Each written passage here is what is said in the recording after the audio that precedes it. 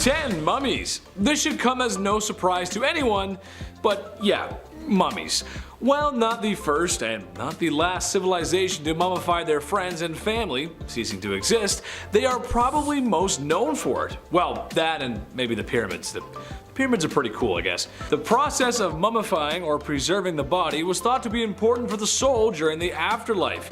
If the vessel or your body was not intact, then your soul could get lost. Therefore, if you want the pharaoh to live forever in the afterlife, then you must pickle and preserve the mighty king. I don't want my soul getting lost. Number 9. 40-year-old's worst nightmare. Despite my best efforts and anti-aging cream, there will come a time when I will be old. Personally, I'm not worried about putting some mileage on. That's life. However, something I am concerned about is the effects of aging. Have you ever just noticed that you ain't as limber as you used to be? You get tired easily. And if you have more than 3 beers, you have to lay down for 3 days. However, something that happens to a lot of men reaching their 40s is a little trouble in the bedroom. This was an issue in ancient Egypt, except sadly, there wasn't a messed up process to fix impotence. I know, right? That's crazy. You thought I was gonna say something weird like wrap a snake around it or something. But no. When in modern times the cute waitress at the golf clubhouse just doesn't get your blood pumping anymore, you could reach for a small blue pill that everybody knows. Egyptians did not possess such luxuries and instead prayed for the Pishadil to work. Dear Desert Jeebus, please make my wiener work again. Thank you. Number 8. Ahead of their time. Ancient Egyptians just may have been ahead of their time and didn't know it. The Egyptians had tons of different herbs, plants, and methods for treating all kinds of ailments. Their alchemy skill was maxed out. I never did that. However, one method they came up with may have been helping more than they thought. A porridge mixture that was boiled down that contained tetracycline, which, just in case you didn't know, is known as an antibiotic. This would have been very helpful for the time, as a scrape on the knee could be the difference between living and, well, not living. While this was being used, it's unsure if the Egyptians really knew why this method worked. We doubt they understood the finite details of antibiotics, and I'm not gonna stand here and pretend that I do either, cause I don't. Number 7. Tales from the Crypt Keeper. You didn't think I was gonna talk about mummies and not talk about how they make them, right? Hold on to your spittoons, this is gonna be a rough one. Okay, so we all know that when we pass on, our bodies begin to decay and break down. The Egyptians knew this, so they would have to be one step ahead if they were to have the king pickled in time for the afterlife. Well, first things first, the brains? They gotta go. They would remove the brain with a large spike and sort of mash it up there and well, then they drain the contents from the nose, which that is just disgusting. Stomach, colon, and lungs, well, those won't be needed in the afterlife either, so they gotta go too. But the heart stays though. That's where the soul is. The king was then dried out with mounds of alkaline salt in the world's best beef jerky impression. Afterwards, oils were rubbed into the skin and eventually a resin was applied to aid in the linen wrap sticking to the body, making for that distinct Tupperware brand airtight seal. The pickled king was wrapped numerous more times just to be safe, and then, if he was OG enough, placed into a sarcophagus, and if you're really cool, you'll get your own room full of gold and treasures, and your pet Whiskers, which is a cat, and be mummified because, well, you need him in the afterlife too. That is one heck of an undertaking process. And to be fair, it kinda worked, because there have been a few mummies recovered from Egypt and they're in amazing condition, considering the age of course. Number 6, a little off the top. Okay, without the comment section oversharing here, some people have had circumcisions and some haven't. It's a part of life, okay? That's how it goes. Debatable to some, but it happens. This was a common practice in ancient Egypt, claimed to be for hygiene reasons. However, there's something a little bit different about their process. See, today it happens when you're a baby. A strange man comes in the room and he cuts what he has to cut. L'chaim, it's done. There it is. That's it. It's over. Egyptians waited a little longer, however, closer to the age of 12 or 13. Can you imagine just chilling in the field one day and then some strange dude grabs you and slaps you down on the table and makes a withdrawal from you to meat and veg? I talked to the chief today and he just said that's not it. Don't do that. Number 5, bloodletting. The practice of bloodletting was common all over the world, but it may have gotten its start in ancient Egypt. It's a quite simple procedure, really. Black bile out of whack? Lose some blood. Can't stop coughing and sneezing? Drain some blood. Been possessed by demons and now they curse and haunt you as they run up and down your bloodstream? drain some blood. The question is, however, was this really helping? The short answer, no. No, it wasn't. Besides feeling lightheaded and going pale, this didn't really achieve much, since the days of old were filled with all kinds of other ailments that would easily end someone's life before the spooky demons running up and down someone's bloodstream ever would. I don't feel good. Oh, we better bleed Grandpa again. I don't know, like what? Number 4, plastic surgery. Hey, there's nothing wrong with a little cosmetic surgery. I for one feel that if it'll make you feel better, go for it. Feel better about yourself. Do it. I don't think there's any shame in that. It's been around for a long time, so long that ancient Egyptians might have come up with the first nose jobs. Obviously not like the ones today, but they were knowledgeable in surgeries. After all, you open the chest cavity of a dozen kings and you jot some stuff down on some papyrus, you learn a thing or two. More interesting than shaving down your own beak, however, was their implementation of the prosthesis limbs. Yes, all the way back then. One mummy was actually found with a fake toe. When tested in the modern day with period-accurate sandals, it proved to work quite well and moved more efficiently than first thought. Again, for the time, this was pretty advanced. Number 3, the Ode of the Nile. Imagine people working all day in the blistering sands of Egypt, where the sun beams down on you like, well, the sun in the desert, lifting massive rocks and carving them to shape. I don't know about you guys, but I would be sweating. And that also means I wouldn't be smelling too fresh, resembling that of a high school locker room. Yuck. Well, the Egyptians knew this was an issue, so they came up with what was probably the first underarm deodorant, using nice herbs and other items that had pleasant aromas and stuck them where the odor was coming from. In your armpits. I just know that after a long day of hard labor in the sun, I would need more than cinnamon sticks and lavender to tame the odor of my sweaty lumberjack armpits. That's just how it goes. Number 2, the Egyptian Brazilian. The 70s have come and gone, and a popular trend today is to be hairless. Everywhere. Even in places where you didn't think it was possible to grow hair when you were younger. Egyptians took it upon themselves to remove all their hair. Well, at least most of it. Not because the Nile River had nice beaches, but because of lice. Oh, yuck. While not an exact cure for the itchy bugs that plague schools across America, it did seem to help. And if you've ever had lice before, you know how bad that sucks. I had them once. It was the worst. Cut my hair, shape my head.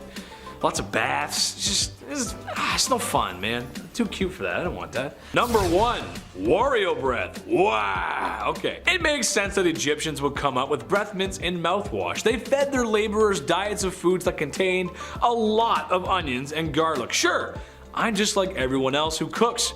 And when the recipe asks for 1 onion, maybe I put in 2. When it asked for 2 cloves of garlic, maybe I put in 4. You gotta love that flavor. It was thought that they help fight off disease, and they were kinda right. However, after eating all that flavor, your breath would be something rancid. So herbs and mints were used to help quell the breath that could peel the paint off of walls. Thank God.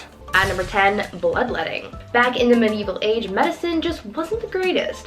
I mean, they had a plague that wiped out 50% of the population in Europe, and even their quote-unquote doctors were overlapping jobs. Barbers were cutting hair, obviously, but they were also setting broken bones and bandaging wounds, and I'm not sure I would really trust that. But back then, it was a case of you get what you get. So I guess people weren't complaining all that much about their barber Joey from down the street giving them a cast, you know? But other than the practice of patching wounds and whatnot, they were also practicing bloodletting back then, and it was a little much. Bloodletting was a practice of withdrawing blood in order to cure or prevent diseases or illnesses, so doctors would use things like leeches to suck blood out of their patients, but they also used scarification methods to scrape away the skin to drain the blood, and others used lancets to slice open veins, sometimes including the jugular vein. I'm so glad that we don't do this anymore because frankly, I would like my blood to stay inside of my body. Thank you. At number 9, the King's Evil. Being a king or queen in the medieval ages might seem like a cool job, but I don't really think it was. With the rivalries that these people had, they were at risk of being assassinated in one way or another. They had to worry about their bloodlines, and of course, that thing that everyone had to deal with, illness. Some kings, to help out their people, were tasked with healing an illness called the king's evil, and you're probably thinking, well, these kings aren't doctors, how did they cure illnesses? And to that I say, well, they touched it, of course. This whole thing started in the 11th century when Edward the Confessor became known for touching a person that was suffering from scrofula, aka the king's evil, and curing them. People thought that this was a miracle, and so for hundreds of years after that, English and French monarchs were tasked with touching the sick to cure them of this illness because monarchs were believed to be an incarnation of the divine. Before we carry on talking about some of the bizarre medical practices from the medieval age, why not take a moment to leave a like on this video if you're enjoying it so far, and while you're at it, consider subscribing to the channel to see more videos like this one. At number 8, tooth worms. If you're one of those people who really hate going to the dentist, just be glad that you didn't have to go to the dentist during the medieval ages, because that was an absolute nightmare and a half. Not only because they had no proper medicine or anesthetics, but because you could also get the worst diagnosis you could ever get, a diagnosis of an infection of tooth worms. They believed that people could be infected with tooth worms that caused a tooth decay, and pits and holes in the tooth were home to a worm that looked like a tiny eel. What's worse than the diagnosis, however, was the removal process. They didn't want to pull out the tooth that was supposedly infected with these tiny worms, so instead they used a more holistic approach. A method that they would use to get rid of the worm would be to take a candle that was made of sheep's fat and various seeds, and they would hold it as close to the tooth as possible so that the worm would run out from heat and fall into a little dish of water that was being held beneath the person's mouth. That sounds like a horrible trip to the dentist, that's for sure. At number 7, pee readings. Now this might not be considered a surgery, but this medieval age tradition was probably one of the strangest medical practices I have ever heard. In medieval England, people were known to get diagnosed based on their pee. Back then, they believed that the consistency, color, and taste of someone's pee could diagnose someone's ailments. They took this method of diagnosis so seriously that they published books for the wealthy so that they could do this practice at home, and these books included illustrations and color charts so that they knew how to judge their own pee. According to their text, if your pee was white, then it was the ideal color, and that meant that everything was working just fine. If it was wine colored like blue or black, then that meant that something was very wrong. And if it was green, then you were basically on your last leg and you should probably get your will in order. Now, I'm not sure how accurate these readings actually were, since medicine was basically non-existent back then, but they tried their best with what they had, I guess. However, I'm pretty sure you don't need a book to tell you that if your pee is wine colored, that's a bad thing. At number 6, eye surgery. Our eyes are very sensitive, which is why it's so important to keep them healthy.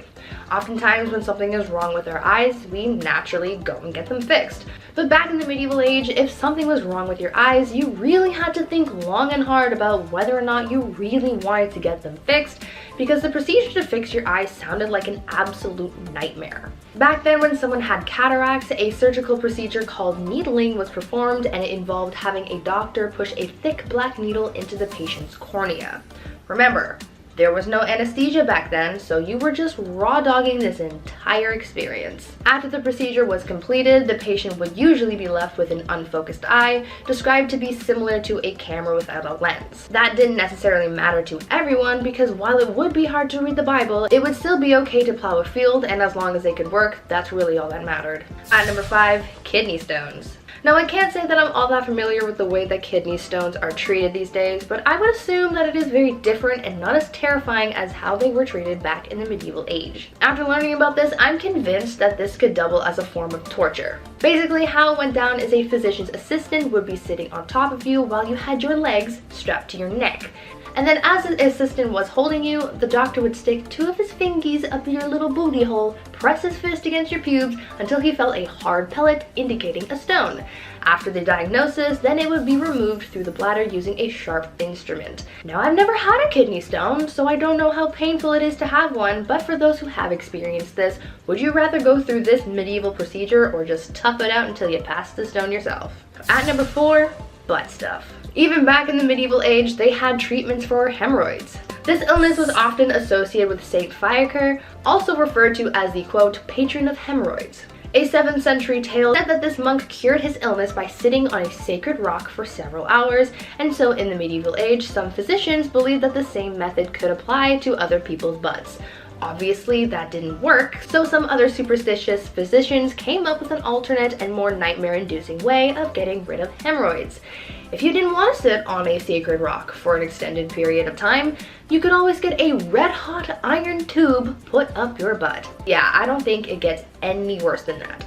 At number 3, belladonna. Belladonna, deadly nightshade, whatever you want to call it, doesn't make it any less poisonous. This plant is one of the most toxic plants around, but that doesn't mean that people haven't tried to use it in their personal use. Normally, we want to stay away from toxic things like chemicals and X's, but back in the days of old, people said full send and used belladonna as eye drops. Yeah, that's right. Even though this is literally poisonous, they thought, let's put it in our eyeballs. The organs that we use to see, because that's a bright idea, right? Many people, mostly women, used eye drops made out of deadly nightshade because it changed the size of their pupils to make them look more starry-eyed, and that was seen as a beauty trend.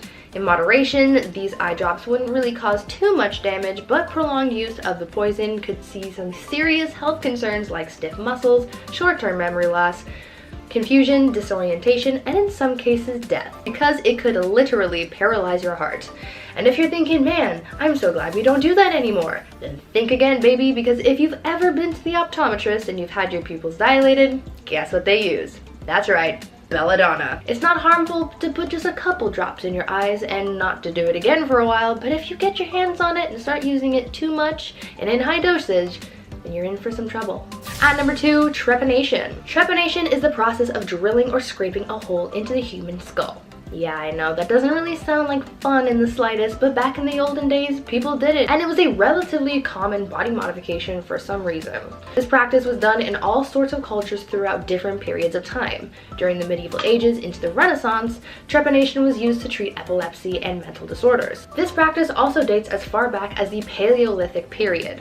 In ancient Peru, trepanation was done using a ceremonial knife called a tumi. In ancient Greece, it was done using a drill. Polynesians used sharpened seashells, and in Europe, the procedure was done using sharp flint or obsidian. Though we know that in the medieval times and the Renaissance, trepanation was considered a medical practice, in ancient times, the reason for this practice is still uncertain.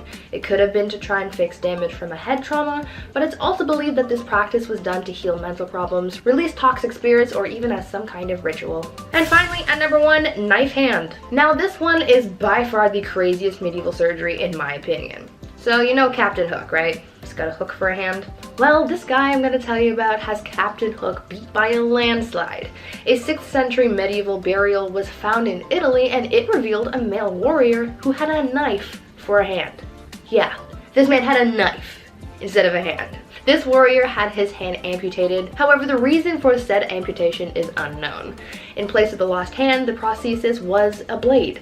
Now, I don't know if this guy lost his hand in battle or something and they just gave him the best that they could, and that was a knife as a placeholder, or if he just willingly chopped off his hand so that he could have a knife hand. But either way, that is so badass, and I would have loved to see this guy in battle. Number 10 is chloroform the hiccups away. Nowadays we know a nasty case of hiccups is curable by just holding your breath or chugging a bunch of water. But if this was 1899, you'd be prescribed chloroform. Known by many as the mysterious liquid on the rag placed over someone's face to make them faint in many period pieces or cartoons, chloroform gained popularity after Queen Victoria demanded its usage during her labor in 1853, after having been denied it in her previous labors. By taking these lengths to reduce the annoyance of hiccups, your vital organs may pay a steep price. Chloroform has the potential to damage the nervous system, lungs, and trachea, as well as the liver and kidney when exposed long term. This is just one of many medical remedies that we'll be covering from the first Merrick Manual of Diagnosis and Therapy, the oldest continuously published English language medical textbook. All the quack treatments in our list today used to be found in this mass encyclopedia. For instance, number 9 in our countdown is smoke inhalation for asthma and other lung conditions. This may be one of the more counterintuitive remedies on our list, as it's easy to see now that smoke is not beneficial for asthma at all. Through the late 19th and into the next, however, inhaling smoke or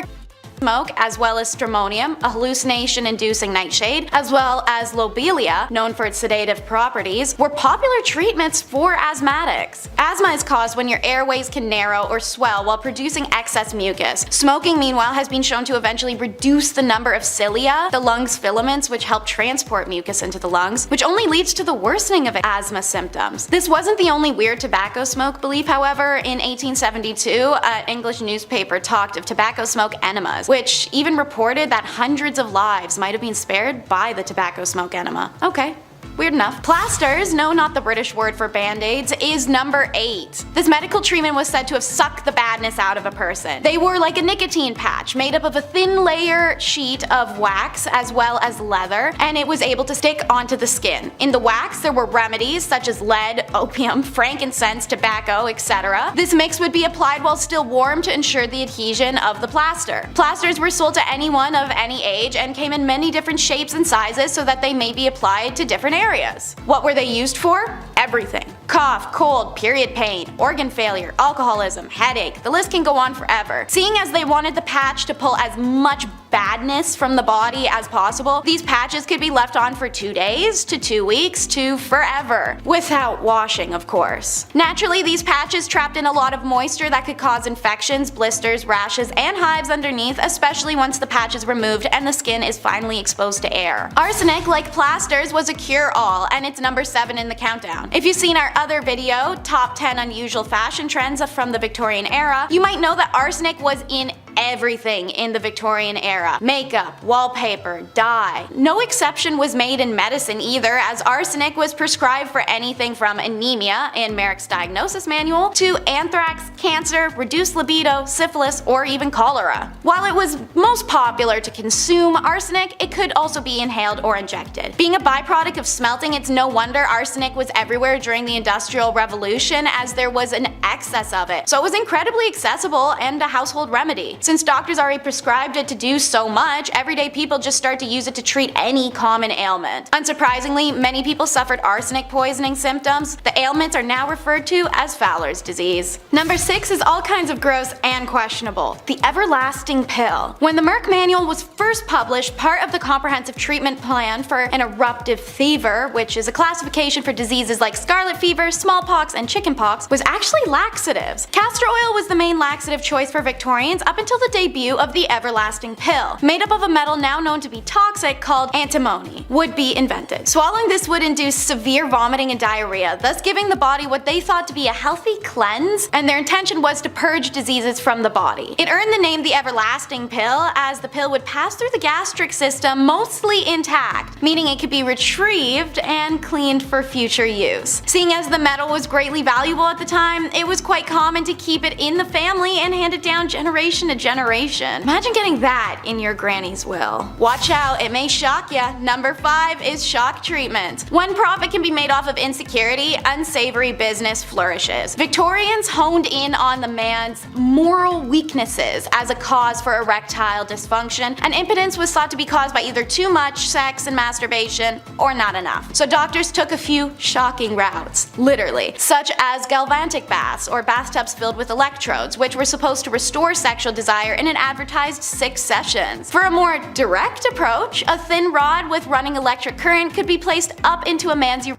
Repeat that twice a week, about 5 minutes each time, and your little man should be ready to rumble. By the late 1800s, ads were running for electric belts aimed at weak men. They claimed to help cure kidney pain and sciatic nerve issues and backaches and headaches and nervous exhaustion, and of course, mainly their dysfunction. While today impotence is recognized as the result of physical or mental duress, age, or genetics, the belief that electric shock therapy is a useful cure for impotence still persists, and some studies have shown positive signs. See that, fellas? Don't knock it till you try it. Speaking of electrocuting genitals, you can't tell me that didn't happen at least once with the first electric vibrators, which is number 4 in our countdown. Female hysteria became a diagnosable medical condition way back in medieval times, when the concept of a wandering uterus, when a discontented or displaced uterus would cause a woman ill health, was first coined. Believed to have symptoms such as irritability, insomnia, fainting, anxiety, menstruation, or horniness, pretty much every woman showed these symptoms. Hysteria was pretty common. Doctors cure hysterical paroxysm, an orgasm. For hundreds of years leading up to this invention, doctors were manually administering pelvic massages to women to achieve the necessary cure. But all that wrist work added up over time, and doctors needed a break. So cue Dr. Joseph Mortimer Granville. He created an electric steam-powered electromechanical medical instrument, nicknamed the manipulator. The device allowed women to give themselves home massages to cure their wandering wounds wounds, and giving doctors the well-deserved break they needed. A questionable cure for a very questionable diagnosis. Number 3 is not for the faint of heart. They loved leeches. It may be crazy to imagine, but between the late 1700s and well into the early 1900s, there was a booming leech trade all across Europe. Leeches were shipped from Germany to America by the tens of thousands. England even had to start importing them from France by the mid-1800s, as their own leech stocks were not even enough to supply their own doctors. Francis Broussais believed that all diseases resulted from the excess buildup of blood and documented this belief in a medical journal that would subsequently cause leeches to become the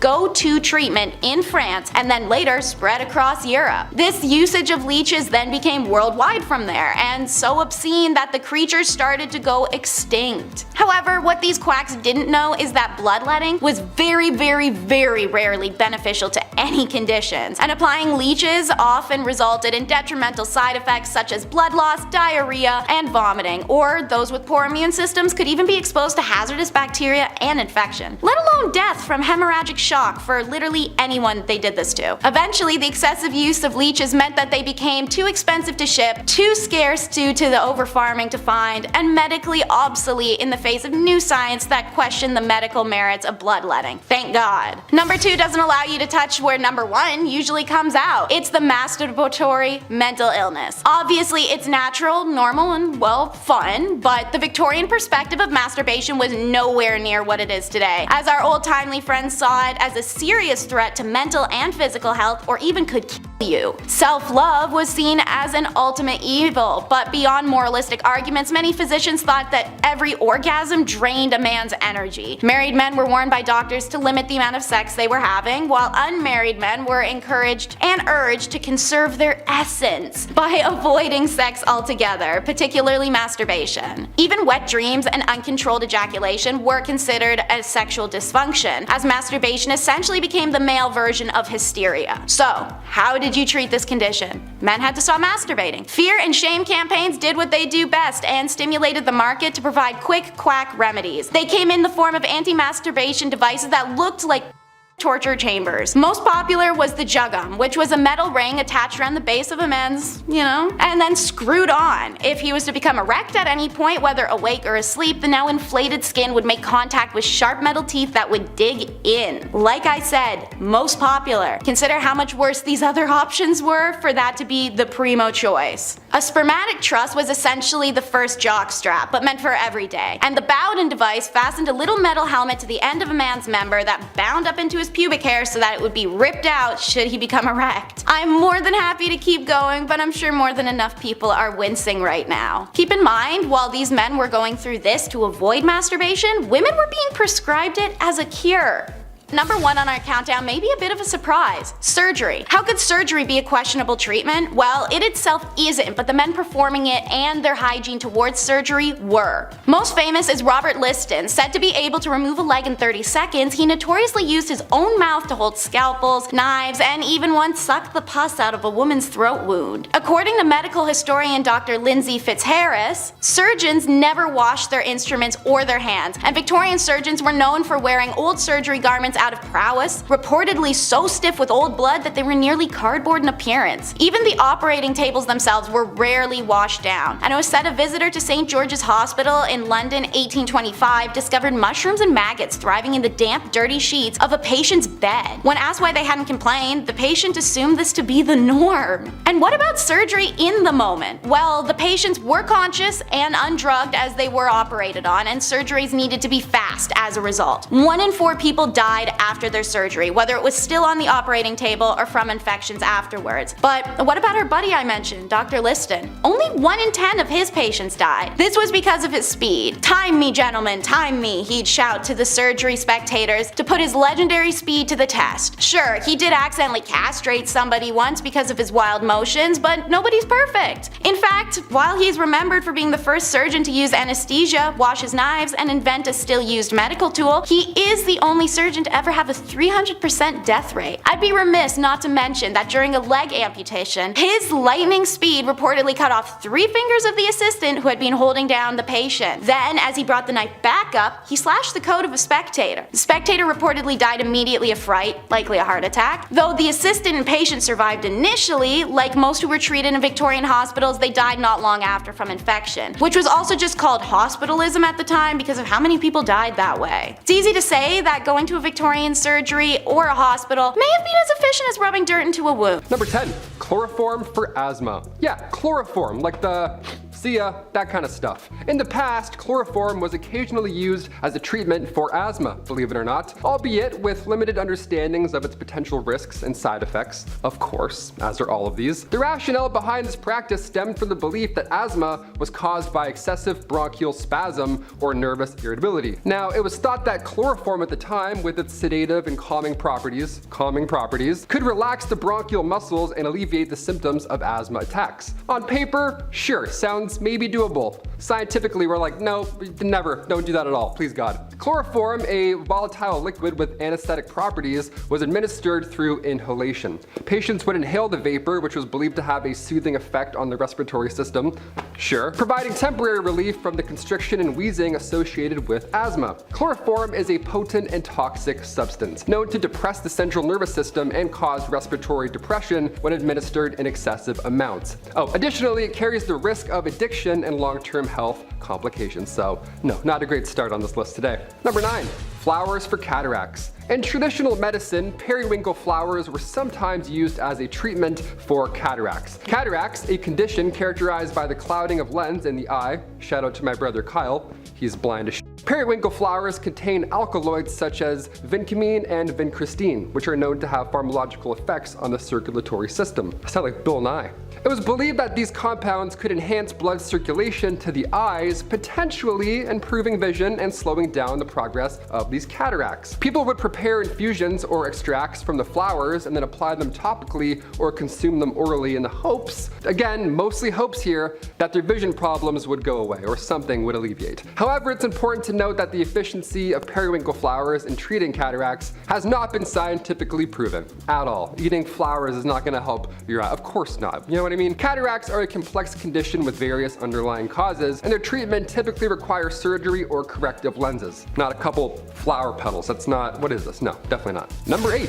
Sour cream hands. Nice, that was my nickname back in elementary. In the past, old sour cream was occasionally used as a home remedy to alleviate chapped hands. Nice, let's do it. Taco Tuesdays, let's do it. The rationale behind this practice was that the lactic acid present in sour cream could, maybe, potentially, not really, help exfoliate dead skin cells and moisturize the hands. Sounds gross, but it kinda worked sometimes. The creamy consistency of sour cream was believed to create a protective barrier, preventing further moisture loss and promoting healing.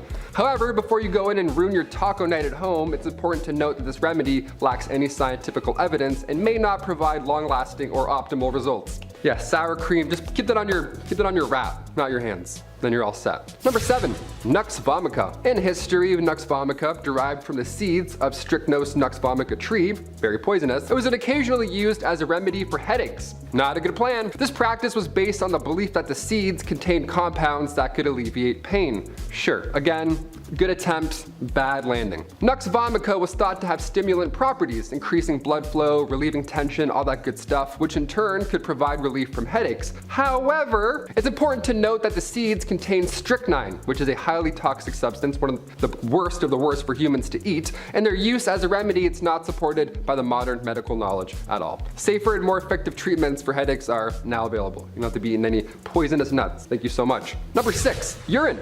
In ancient history, urine, pee, number 1, it was sometimes used as a medical treatment due to the belief that it possessed healing properties. Yeah, pour it in your eyes, see what happens. Don't do this. The practice can be attributed to various factors, including cultural beliefs, limited medical knowledge, of course, and the symbolic association of urine with bodily fluids and purification. Yeah, that last one's a big one. One reason urine was used as a treatment with this historical connection to the concept of uroscopy. That's where the color and smell and taste of urine was examined to diagnose illnesses. Yeah, some dude would be like, Bronchitis. That man's got bronchitis. Go get him. This practice originated from the belief that urine was a reflection of the body's overall health and imbalances. In some way, sure. In most ways, no. Furthermore, urine was considered to have cleansing properties and was believed to contain a substance that could combat infection and promote healing. That good healing stuff. There we go. Brewing up that healing potion. It was used topically to clean wounds, it was used as eye drops to treat eye infections, and it was even consumed orally for various ailments. However, it is crucial to note that the use of urine as a medical treatment in ancient times, or any of those times, was not based on scientific understanding or evidence whatsoever.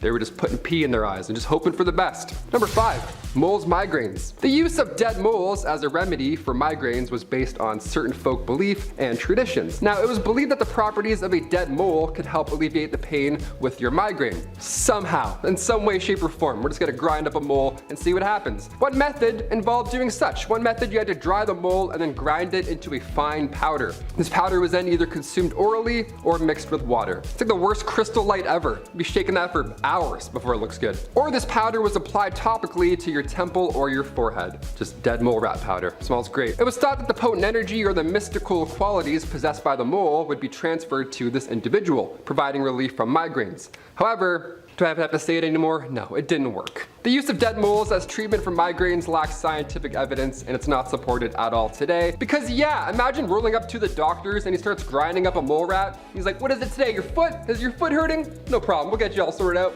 Number 4, medieval dung. We talked about number 1, now we gotta talk about number 2. That's the order it comes in. In medieval times, dung, animal feces, was occasionally used as an ingredient for these treatments. I know, where's he gonna put it this time? This practice may seem a little odd to us today, but hear me out, it had some legs back then. Had some prevailing medical theories and limited understanding, but it was something. Dung, poop, animal poop, was believed to possess these medical properties such as its supposed ability to draw out toxins, stimulate healing, or serve as a topical antiseptic. It was used in various forms, most commonly in ointment, and was applied to wounds, ulcers, skin conditions, you name it, man. Get creative. Whatever hurts, put some poop on it. Yeah, welcome to these times. Animal dung, such as, the dung from cows or pigeons, it was commonly used due to its availability. Yeah, you thought urine was bad, but it gets worse. Pigeon poop for your elbow? I'm like, I don't know, man. This doesn't seem very good. Number 3, mercury. Mercury, yeah, the element. Let's do this. In ancient times, mercury was used as a medicine due to its perceived healing properties. Now, this was an element, okay? It's not poo, it's not pee,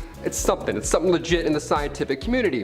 It was believed to have a range of therapeutic effects, including treating infections, skin conditions, and even mental disorders. All that in a drop of mercury. How lucky are you? Mercury was applied topically or ingested orally. It's so terrible. With the idea that it could purify the body and balance your humors and promote overall well-being.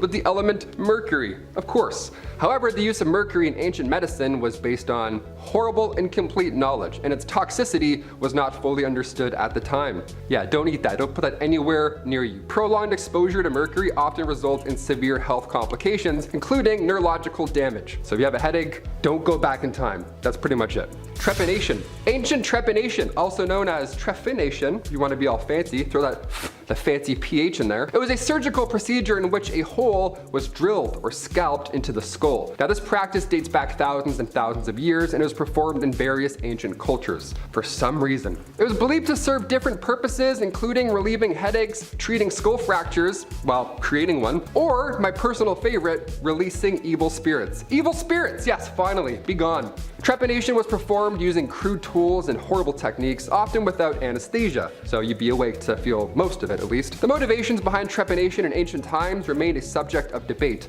encompassing medical, religious, and cultural factors. And also Saw 3, I think it's a little bit of Saw 3 in that one for sure, that's terrifying. And finally, number 1, it's all in your head. In the ancient Babylonian world, illnesses were commonly connected to, you guessed it, supernatural forces. Yep, next time you get a sore throat, it's the devil, nothing else. Malevolent spirits or divine retribution, all because you're sick. As a result, the role of Babylonian healers resembled that of priests and exorcists more than modern physicians, which is so silly. Their treatments incorporated elements of magic and ritualistic practices. For instance, if a patient exhibited teeth grinding, this healer would interpret that as a sign of a deceased family member attempting to communicate to them during sleep. So in turn, they're they're drawing, they're trying to talk back, I guess. Drawing from ancient necromantic texts, the healer would prescribe a peculiar remedy. The patient was then advised to sleep next to a human skull for an entire week. To ensure the effectiveness of this unsettling treatment, the tooth grinder, this Mr. Talky Talk, he was instructed to kiss and lick the skull 7 times every night.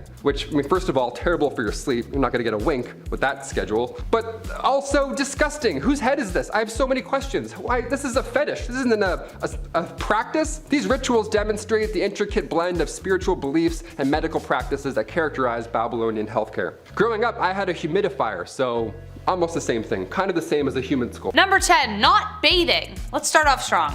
So obviously hindsight is 2020. We know a lot more about personal hygiene now than we did, then and as well in like middle school, because high school locker rooms, what the heck. Without the knowledge of germs and disease, not bathing seemed like the logical next step for a lot of people, even though it made you smelly as all heck. When the Pilgrims arrived in Native America on the Mayflower, the indigenous tribes often referred to their horrid smell. An account from a member of the Patuxet Nation even tried to convince them to start washing themselves. They were like, come on guys, it's enough. They washed their hands and faces, but they rarely washed their whole bodies. Though they believed cleanliness was next to godliness, that didn't necessarily mean they needed water to do it. They believed that should they submerge themselves, they risked disease. This could be because they dumped their daily duties into the water, so that's likely. So instead they took dry baths where they wiped themselves down with a dry cloth, but it didn't really help much. Number 9, bedpans. It's always the worst when you get tucked in at night, you start to fall asleep, you're starting to doze off, and then you realize you need to pee. It's the worst. You gotta get up, walk down that long, scary hallway, blind yourself for 2 minutes, and then get cozy all over again. Well, in the Middle Ages, you would just toss your full bedpan out the window. Easy peasy. Heads up. Oh, oops. It's so gross. Or sometimes, if you were feeling a little lazy, this was also common, you would use the bedpan and then just slide it back underneath your bed and go right back to sleep. If anybody ever gives you shit for having cups in your room, show them this video, show them this history. You're fine, you're not that bad. Back in those days, we weren't exactly aware of the disease that we threw out the window as well. Most of the time it was number 1, so the rain could just, wash away the yuck, but these buildings were only 1 story. It wasn't going anywhere. If you were tossing anything out, you'd be stepping over it the next morning on the way to, the public execution or whatever. Number 8, a lead facial. Today, if you have tan skin from that hot summer glow, it implies that you have had enough leisure time to acquire such a hue. Getting a tan is the thing unless you're like me and slather on that sunscreen for health, and so you look like a newborn baby when you're 80 years old. However, it was the opposite in times of old. If you had sun-kissed skin, that meant you worked hard in the fields, a symbol that you were a peasant or of lower class. If you were rich, you tended to have much paler skin, therefore implying your status, but simply staying out of the sun wasn't enough. Elizabeth I used a combination of lead and vinegar to achieve a bright white complexion and to hide her smallpox scars. The compound was called ceruse. This tradition even goes all the way back to women in the Roman Empire. A well-known actress named Kitty Fisher was also said to have died from the material as it slowly poisoned her with daily use. The material would add blisters, so she'd put more on to cover it up. Same with Elizabeth, and yes, slowly you understand. Number 7, Victorian Laundry Day. You spill some mustard on your shirt today, that stain will be gone by the time you get home. We're pretty advanced when it comes to quick stain removal today, but like the Romans, which I'll talk about later, it wasn't always smooth sailing. Take the 18th century for example. When Laundry Day came around, it was an event. It was like an ultimate chore. They had to take daylight in consideration and plan their washing days, as in more than one. The Victorian era was exhausting. They would soak their clothes overnight, then the next day would be spent soaping them up, boiling them, rinsing, soaping again, rinsing again, maybe soap one more in case there's too much pee-pee, and then rinsed another time, wrung out, mangled, laid out to dry. Hence the sunlight timing, starched and then slowly ironed. Cut to today, we have to encourage adults not to eat Tide Pods or drink bleach. We'll get there, maybe, I don't know. Number 6, wigs and makeup. When you don't bathe and are overall just smelly, you're gonna need to do something to cover up whatever the heck is building up beneath that bodice. Wigs would have never become as popular if it weren't for a very specific venereal disease called syphilis. By 1580, the STD was the worst epidemic since the Black Death. Patients clogged hospitals, and without antibiotics or protection, things got pretty nasty. Sores, blindness, rashes, dementia, and patchy hair loss. Thus, for the sake of keeping up appearances, wigs came into fashion. Also the makeup I mentioned before. Balding was a huge humiliation, so they made wigs out of horse, goat, and or human hair. They also cover the wigs in powdered scented with lavender or orange to hide any foul odors, and as we suspect, there were a lot of foul odors. They weren't stylish until 1655 when the King of France started losing his hair and had 48 wigs made. Then 5 years later his cousin Charles II of England joined the train and suddenly powdered wigs became like the next best thing. Wigs did help curb the lice problem though, because the human hair had to be shaved in order for the perukes to be worn, but the wigs themselves had to be deloused often. And yeah. Number 5. Urine deep. Turns out we used pee for a lot of things back in the day, and today we still do? Question mark? The Romans used urine to wash their clothes, and even more impressive / gross is the fact that they used urine to help with inflammation, burns, or skin disease. Yeah, pee was the #1 trick. Get it? Number 1? Okay, we'll move on. Best way to whiten that smile was not a Crest white strip, but rather a facial mask dipped in the mellow yellow. Just pee. This is so gross. We mentioned on this channel before that Gladiator sweat was once bottled and then sold. Well, their pee as well was sold as this beauty product. Clean out those pores with a drop of Igor. Get it while it's hot, folks. This is extremely gross, obviously, but it does make sense. The ammonia in urine kicks stains away for good. That's why they would wash their clothes in the same way. Now we get it. History. Gross. Number 4, rush plants. Today we use chic shag carpets that, you know, really tie the room together. Sips White Russian. But back in the olden times they used something called the rush plant to pad their floors. But the thing was, this layer of dense plant material was a breeding ground for nits, ticks, and other creepy crawlies. It was a really unsanitary situation, but like what else were you supposed to do? However, this kind of flooring made them vulnerable to disease and infection. The reason being, as these floors would not be renewed for sometimes 20 years, the bottom layer, left undisturbed, would accumulate a lot of really gross stuff like animal droppings, feces, the piece of grizzle you dropped that one time, fish scraps, whatever. So it was just not, it was like basically a swamp down there. Number 3, royal bum. The groom of the stool is a little bit different than the groom of a wedding. It was perhaps one of the worst jobs to have, but, pun intended, it's one of the most important roles. The groom of the king's close stool was a position created during King Henry VIII's reign. Their job was to wipe the king's butt. And if that doesn't sound horrible enough, this poor lad would carry the king's stool with him, like on his back like a JanSport, and then monitor the king's meal times, and they would plan their day around when they thought the king would take a shit.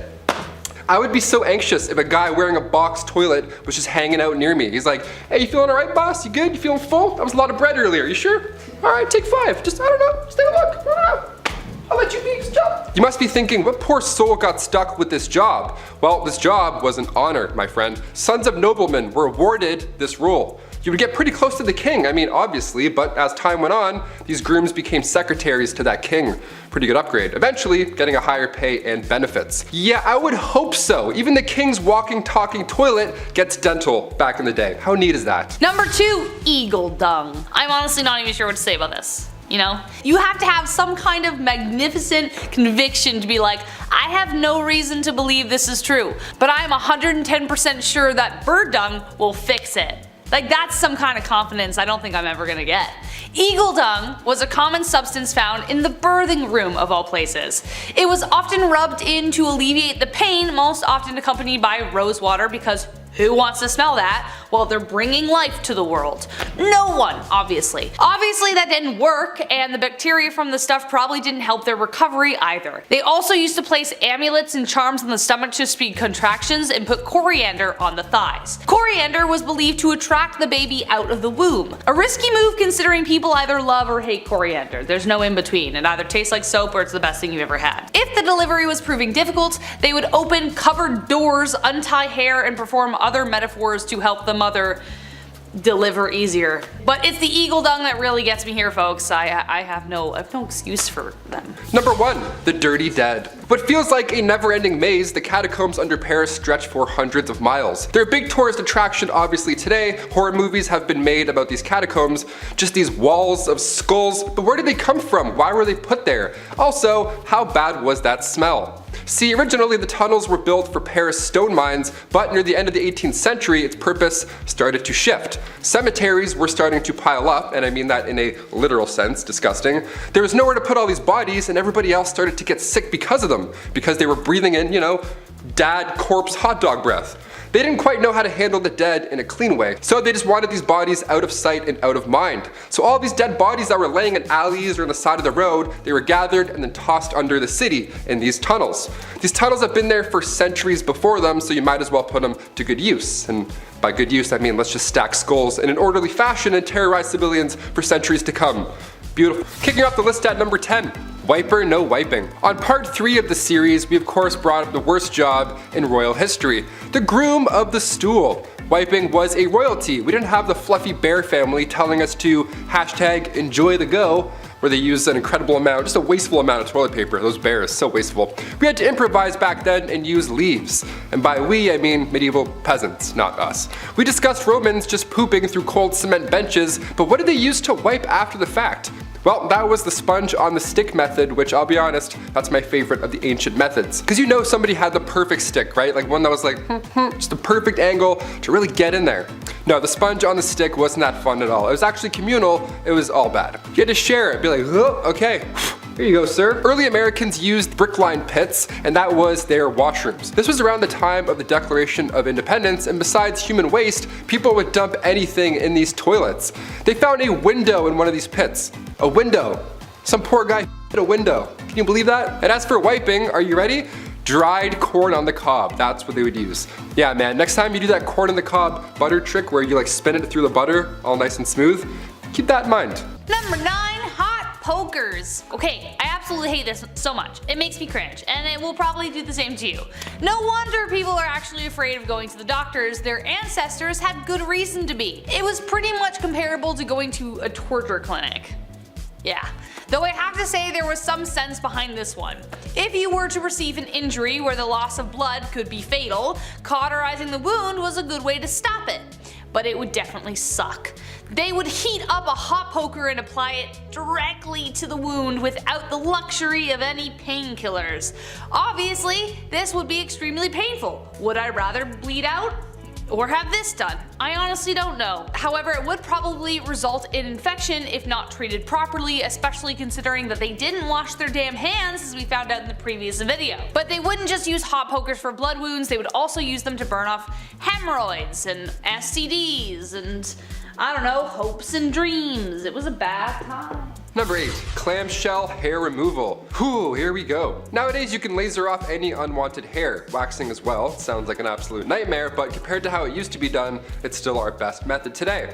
Looking back to around 100,000 years ago, long before Gillette had their 9-blade razors with cooling gels and all that good shit, we had to use seashells. Literal seashells. And when I say seashells, I don't mean they would glide across the skin and Sweeney Todd themselves. No, they would use 2 shells and then put them together as tweezers and pluck the hairs out one by one. Seashells. Can you hear that? It's the sound of our ancestors plucking their eyebrows. They're still screaming. Sharpened clam shells were used later in the 19th century, and we realized if they're flat enough, we can swipe them off. So they were sharpening shells. Eventually they got to the gliding technique. Saves time, but still it was horrible. And if that sounds bad, 30,000 years ago, we used flint blades to shave. Yeah, just remember, when you nick yourself, it can always be better. Number 7, mouse skins. It honestly seems like we really can't get our eyebrows right. In the early 2000s, they were plucked within an inch of their life. Today we have brow pencils, waxing, soap brows, which I really don't understand. Back in Elizabethan times, they were plucked entirely off of the face to make foreheads look bigger. And now there's this trend. Eventually, bountiful eyebrows came back into fashion, and for those women who weren't blessed with such brows, resorted to mouse traps. That's right, in order to get that luscious furry frame above their eyes, they would catch mice, skin them, and apply them to their eyes. Yay! In the 17th and 18th century, more specifically, women of nobility were known for shaving off their eyebrows entirely and stick on the mouse skin. It was better if the mice had really dark fur because the popular look of the time was pale skin and black eyebrows. Gee, I wonder where Snow White came from. But even more hilariously, they would place their brows higher than normal so they walked around looking surprised all the time. Imagine one of them receiving the worst news possible while simultaneously looking like they just won the lottery. Also, the glue wasn't very good, so they would fall off at leisure. Your mom died. Oh no, like what the heck? Number 6, horsehair dental floss. Yeehaw! Okay, despite how annoying dentists can be sometimes, flossing is vital when it comes to mouth cleanliness. But using horses' hairs to do so, that just sounds counterproductive, no? Early human remains were studied and it showed these grooves in between their teeth. So they would sharpen these little sticks on both sides or use horsehair to get those hard to reach places. Even back then, way in ancient times. If it wasn't horsehair, it was thin, long twigs. Honestly, I'd rather use the twigs. At least that has like a scent of some sort. I don't know, like minto green, something like that. Horse back? No. It really wasn't until 1815 until a New Orleans dentist named Levi Spear started to use silk thread to floss in between the teeth instead of hair. Thank you, Levi. As fun as horsehair flossing sounds, I'm gonna stick to the spearmint. Spearmint. Levi Spear. Wait a minute. Number 5, crocodile done the deed. Again, I'm saying this again. Who had the gall? Who had the damn audacity to look at a steaming pile of digested animal excrement and go, you know, that will work for insert problem here. Once again, I put the question, how the heck did we survive? And nevertheless, we are here once again to bring to you yet another animal poop cure-all, and this time it was for contraception. Yes, in ancient Egypt, women would use crocodile dung as a contraceptive. Yay! Now, crocodiles were worshipped and sacred to the ancient Egyptians, so that could be one reason why they thought it would help. They would mix it with sour milk, to make it a pasty kind of poop dough with a hope that would create an acidic barrier to sperm. Kind of like a dungy version of a diaphragm or a cap used today, but covered in spermicide. We had to start somewhere, but I honestly can't think of a better way to kill the mood. Hold on, honey. Gotta shove some poop out there. Number 4, sulfur for freckles. Ooh, this next one gets me hot. This next one hits too close to home. Sorry, frecklers. I love my freckles. Every summer they pop harder and harder. Better, faster, and stronger. I love them. But back in the day, there were some pretty insane methods to get rid of them. I know, get rid of them. How could you, right? How dare you? Having freckles in ancient Roman days meant you couldn't participate in your favorite magical rituals. Yeah, sorry, Balthazar. I'll catch the next meeting, I guess. I'm gonna go wash up. Having freckles meant you were impure or polluted. And in ancient Greece, having a beauty mark or 1,000 on your face or cheek meant a bright future was in store for you. So depends really where I am. I'm like, huh? Medieval Europe, moles or freckles meant that you were for sure a witch. Great. That one they're onto something a little bit. I got witchy vibes. Ancient China, if you had a red or black mole, that was actually a good sign. But a brown mole, like this one, meant grave warning signs. Eee. So depending where and when you were, that freckle that you named when you were 7 could have possibly changed your entire life. In places where freckles weren't desirable, sulfur was used daily to get rid of them. We don't recommend lathering your face with sulfur. In fact, I think magical rituals are safer. Number 3, Versailles and other palaces. Did anyone else imagine when they were a kid that they were born in the wrong era and should have been like prancing around in golden embroidered gowns in palaces, or being in a masquerade tucked in velvet across the room from your secret lover? Some more than most. Except there is a lot missing from that fantasy, specifically the smell. You'd think a place like Versailles with like halls of mirrors and lots of gold everywhere would be like the cleanest place to live in the 18th century, but the reality was stomach churning. Remember that red velvet dress? Well, that hadn't been washed in God knows how long, and you were stuffed in a room with people wearing the same thing, and everywhere was a toilet. That's right, nobles didn't wait to empty themselves in a chamber pot or bathroom of some kind. Versailles was their toilet. They would relieve themselves in empty fire pits, imagine if it was occupied, in the stairwell, behind doors, wherever they felt. Sounds too ridiculous to be true? Well, take this 1675 report of the Louvre Palace in Paris, and I quote, "On the grand staircases, behind the doors, and almost everywhere one sees, there are masses of excrement. One smells 1,000 unbearable stenches caused by calls of nature, which everyone goes to do there every day." Unquote. Things got so bad in other palaces, Henry VIII even had to decree that cooks in the royal kitchen were forbidden to work naked. Why were they working naked? I don't know. Or in garments of such vileness as they do. So as for my first point, I think I was born in precisely the right era. Number 2, finger food. You ever go to somebody's house for dinner and they have like 15 forks laying in front of you, just way too many utensils for no reason. That's why I like nachos, okay? It's not intimidating. Burgers aren't intimidating. You can just eat with your hands and get messy. It's easier. It's way more fun as well just to dive in and make an absolute mess. Like medieval times, for example, they had cutlery, but you had to be somebody fancy to have it. Most of the population, being poor and all, had to eat with their hands. Chopsticks were first used during the Shang dynasty. The oldest chopsticks ever found went as far back as 3000 BC. But come 400 AD, China's population spiked, resulting in a lack of resources for food.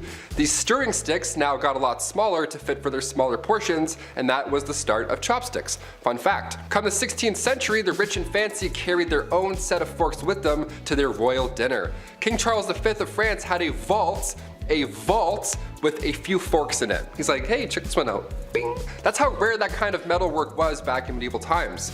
I bring plastic forks to work. Does that count for something? I have like 2 in my backpack, maybe 3. Number 1, and last but not least, a gong farmer. Adding to that fantasy I spoke about earlier, living in a castle with a glistening, sparkling moat. What moat could you want? Well, I'm sorry to say that moats often doubled as toilets. Very often when castles were built, the toilets would be built high up in the castle hanging over the moat so that it would just drop right in there. But another way they would deal with their droppings was to build a toiletry over a cesspit, kind of like an outhouse, or kind of exactly like an outhouse. Except at one point the cesspit would fill up. Enter the hero of the hour. Today we have people with machines who do it. Somebody actually had to go in there and do it himself with their bare hands. Friends, remove your hats in honor of the gong farmer. Their job was to get on in there, shovel it out by hand, and ferry it to a spot where they could bury it. It was a dangerous job for a multitude of reasons, the top ones including the pits were often riddled with disease, and they were often quite deep. So as a result, they were paid very well for the time to sweeten the fact that no one would go near them, so they would be forever alone. But even then, lives were lost. One man by the name of Richard the Raker fell into one and drowned. What a way to go. Kicking off the list at number 10, pig toilets.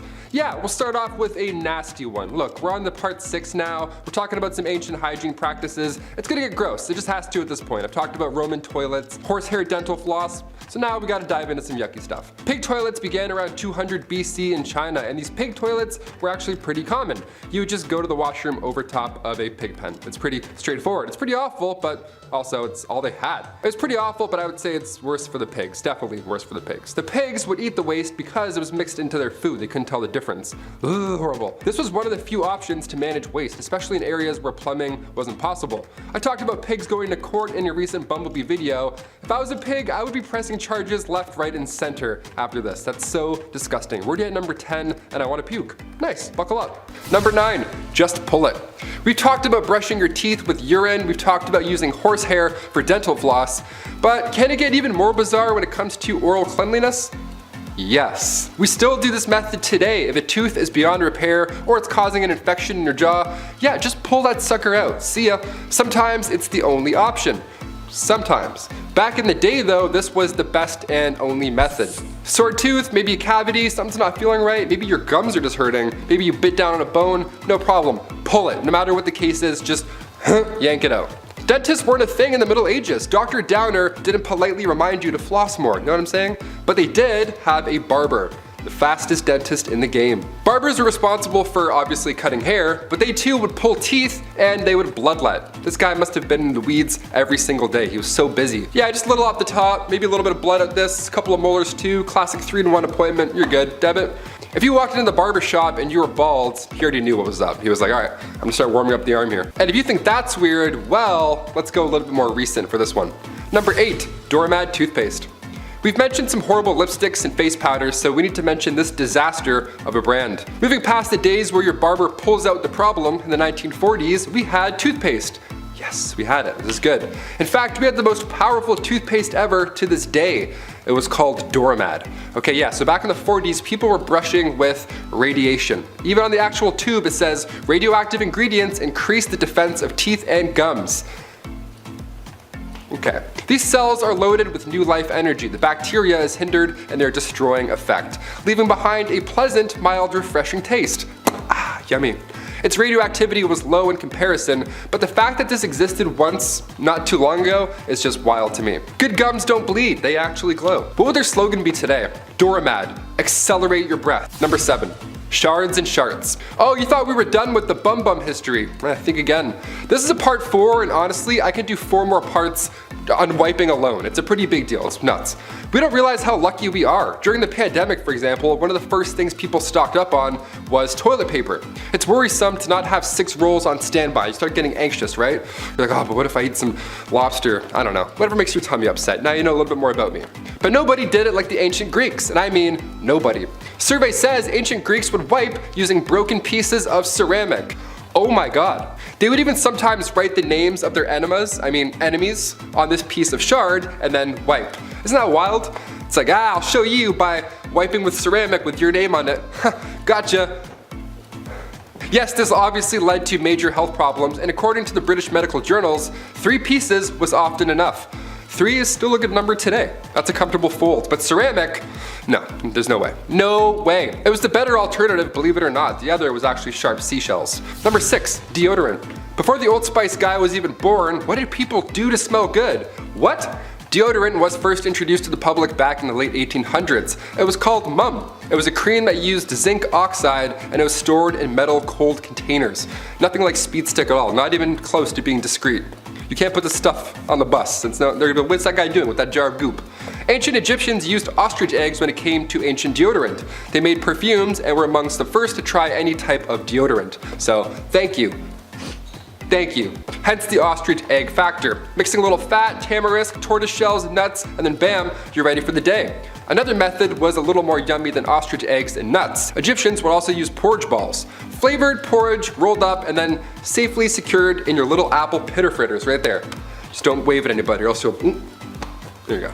Number 5. Shampoo. When my hair grew longer over the pandemic, I had a huge wake-up call. I had no idea what I was doing. I only used the guy's shampoo, you know, like the classic 4-in-1 shampoos. That wasn't working anymore. I needed some curl cream. I needed shampoo and conditioner, separate things. It takes time to figure out what works with your flow, but the ancient Romans, they didn't have Head and Shoulders. They would just dip their hair in cold water at a public bathhouse, also very public, and then rub and scrape oils away. Lime wire was also used to wash your hair back then, but that was horrible. It's just as useful as lime wire. Sometimes Europeans wouldn't even use water at all. They would just rub their head with bran before bed and then brush it out with a comb in the morning. Yeah, bran. I used dog shampoo once by accident. Honestly guys, I'm not gonna lie. There's something they're not telling us. It was too nice. Number 4, Aqua Tofana. Not to be confused with Aquafina, which is also pretty horrible. Aqua Tofana was hot in the 17th century. This was a straight up poison that was marketed as a cosmetic. This was during the late 1600s and it was first used by 2 women, Francesca Lasarda and Teofania di Amato. They used this cosmetic, this makeup, so that when their husbands kissed them on the cheek, they would then be poisoned. It's named after its creator, a lady named Tofania, who was caught and executed for her crimes, but her recipe carried on through who we believe was her daughter, Julia Tofana. She took this deadly recipe all the way to Rome and then kept manufacturing it. Inside this cursed cosmetic was arsenic, lead, and perhaps belladonna. It was colorless, tasteless, and one of the deadliest. This cosmetic took over 600 lives. Brutal. Number 3, baldness. So what if you're going bald but you don't have a massive 16th century stupid wig, then what do? Well, back in those days, if your hair started to thin out or you were losing patches, you would need a mix of chicken droppings. Yeah, chicken mixed with potassium. Okay. This ancient advice comes from a man named Peter Levens. He wrote this method down in 1654 as an alternative to lice-infected wigs. Both sound absolutely horrible. Honestly, I think I'd rather the lice-infected wig. At least then you can just take it off. Number 2, sailor's delight. Life on the sea was all but a sea breeze, and even today, you know how hard it is to take a shit on a boat? Whale watching's fun and games until your stomach decides it's had enough of the sea and wants to go home. While it's a rockin' and rollin' way of using the loo, how did sailors do it back in the day, before anything helpful? Was it easier being far away from the general public? Was it helpful that water was all around the place? Honestly, not really. That's when a tow rag comes into play. Yeah, anytime the word rag is used, you're not in for a good time. Near the head of the ship where the toilet was, this little indent or whatever the toilet, it wasn't a toilet, it was a hole, there was a single rope with a rag, and when it wasn't being used, or shared rather, the rag would be tossed over the side of the ship so it would just dangle in the water and wash away all day, which is fine, I think. I'm not really sure. The sharing is caring thing I'm not on board for, pun intended. Do you fold, do you scrunch, or do you use barnacle rope? How do you do it, guys? Comment down below. Number 1, Q-tips. I love Q-tips a lot. I do 2 at the same time, and then I flip them, and then I do it again. Yeah, I get them twice. The first one for cleanliness, and the second one because it's for me, because I feel like it. Sue me. My eyes roll right back. It's the best. If COVID tests were done through your ear, I'd be getting tested twice a day just for fun. Q-tips, most of us know by now, weren't exactly made for cleaning your ears. As much as we only use them for that, Q-tips were invented in 1923 by a man named Leo Gergenzang after his wife stuck cotton balls to the end of a toothpick. Sounds a lot like she invented Q-tips, but sure, we'll roll with it. From 1923 to 1926, they were named Baby Gays, and then Q-tip Baby Gays, and then finally just Q-tips. Baby Ray's is like, too close. Sweet Baby Ray's is like way too close. Our sauce is not even close to that product. Back in those days, Q-tips were actually dipped in boric acid first before being shipped out. They were intended to sterilize wounds. After this, there was even Q soaps, Q oils, Q creams, Q cards, whatever, you name it. Anything that made you a QT.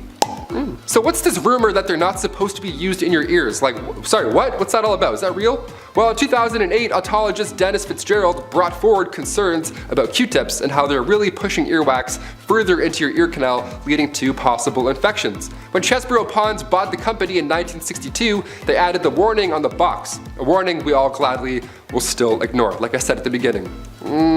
I take one look at my earbuds and I'm like, yeah, I need 4 Q-tips right away. I need Q-tips yesterday. Kicking off the list at number 10, medieval manicures. You can clip your toenails anywhere you want these days. An alarming amount of people do it on airplanes, apparently. Yuck. But how did we clip those little piggies back in the day? Before modern fingernail clippers were patented in 1875, we have to look to the ancient Romans and how they got rid of those hangnails. Biting them off, of course, that was the best way. That bad habit I'm sure half of you have, as well as me. That was the best way. Boink. Eating the nails, bad stuff. In 35 BC, biting nails was written as a way of dealing with nervousness. Even back then, anxiety still it was a thing, of course. Ancient Greeks had a tool that looked a lot like toenail clippers, but it was actually used for pulling hairs. I'll get into that one a little bit later, it's a bit more intense. Medieval methods for cutting your nails were usually to use a small knife, so around the Babylonian age, the newly invented scissors would just do the trick as well. You just gotta have really good aim. They're big, rusty, giant, comedically big scissors almost. Sandpaper was also commonly used as well, and to that, I say great idea. We still use that today. Number 9, water closets. This one sounds fun, a closet full of water. What a blast, pun intended. Back in the 1800s, all over Europe, our modern day version of the bathroom came to life. Thankfully, I'm very glad this happened. If it didn't happen, it'd be a little bit different nowadays. It takes 2 things to have a water closet. A home big enough for a room purely devoted to waste, which is amazing. And of course, running water, that definitely helps. Sir John Harington, godson to Queen Elizabeth I, was determined to invent what we now know as the basic toilet. Back in 1596, he created this idea, and people actually made fun of this guy for spending so much time working on a useless device. Yeah. The more we know. Cut to 200 years later, another inventor by the name of Alexander Cummings reworked the water closet, added an S-trap, the little valve between the top and the bottom parts of the bowl, and now we're on the right track. Then a couple years later, in 1777, Samuel Prosser applied for a plunger closet patent and got it. A year later after that, Joseph Brahma enters the toilet game, adds a valve on the bottom, an old school ball cock. So we're getting there, slowly over time. Different inventors are bringing their new ideas in, all so that we can go and take a shit. Brodmann was a sailor at the time, so his water closet was often used on ships of that era. Today we have toilets that flush automatically. Once you get up or move around, the sensors think you're done, and then they blast away. If you stand and wipe, good game. This thing's gonna be making noise all day long. Number 8. Bald face. In another video on things too woke for this era, I talked about how it was once cool to have no hair on your face at all. I can't grow any facial hair, so this reaches out to me. This is good. I like this. I like punching out on this fact. Well, Queen Elizabeth I was the first to bring this idea into Western culture. She influenced women to completely pluck their eyebrows, and on top of that, they would also shave their hairline back as far as they could, so their faces would be as large and as big and bright as possible. Just right there, like the big moon.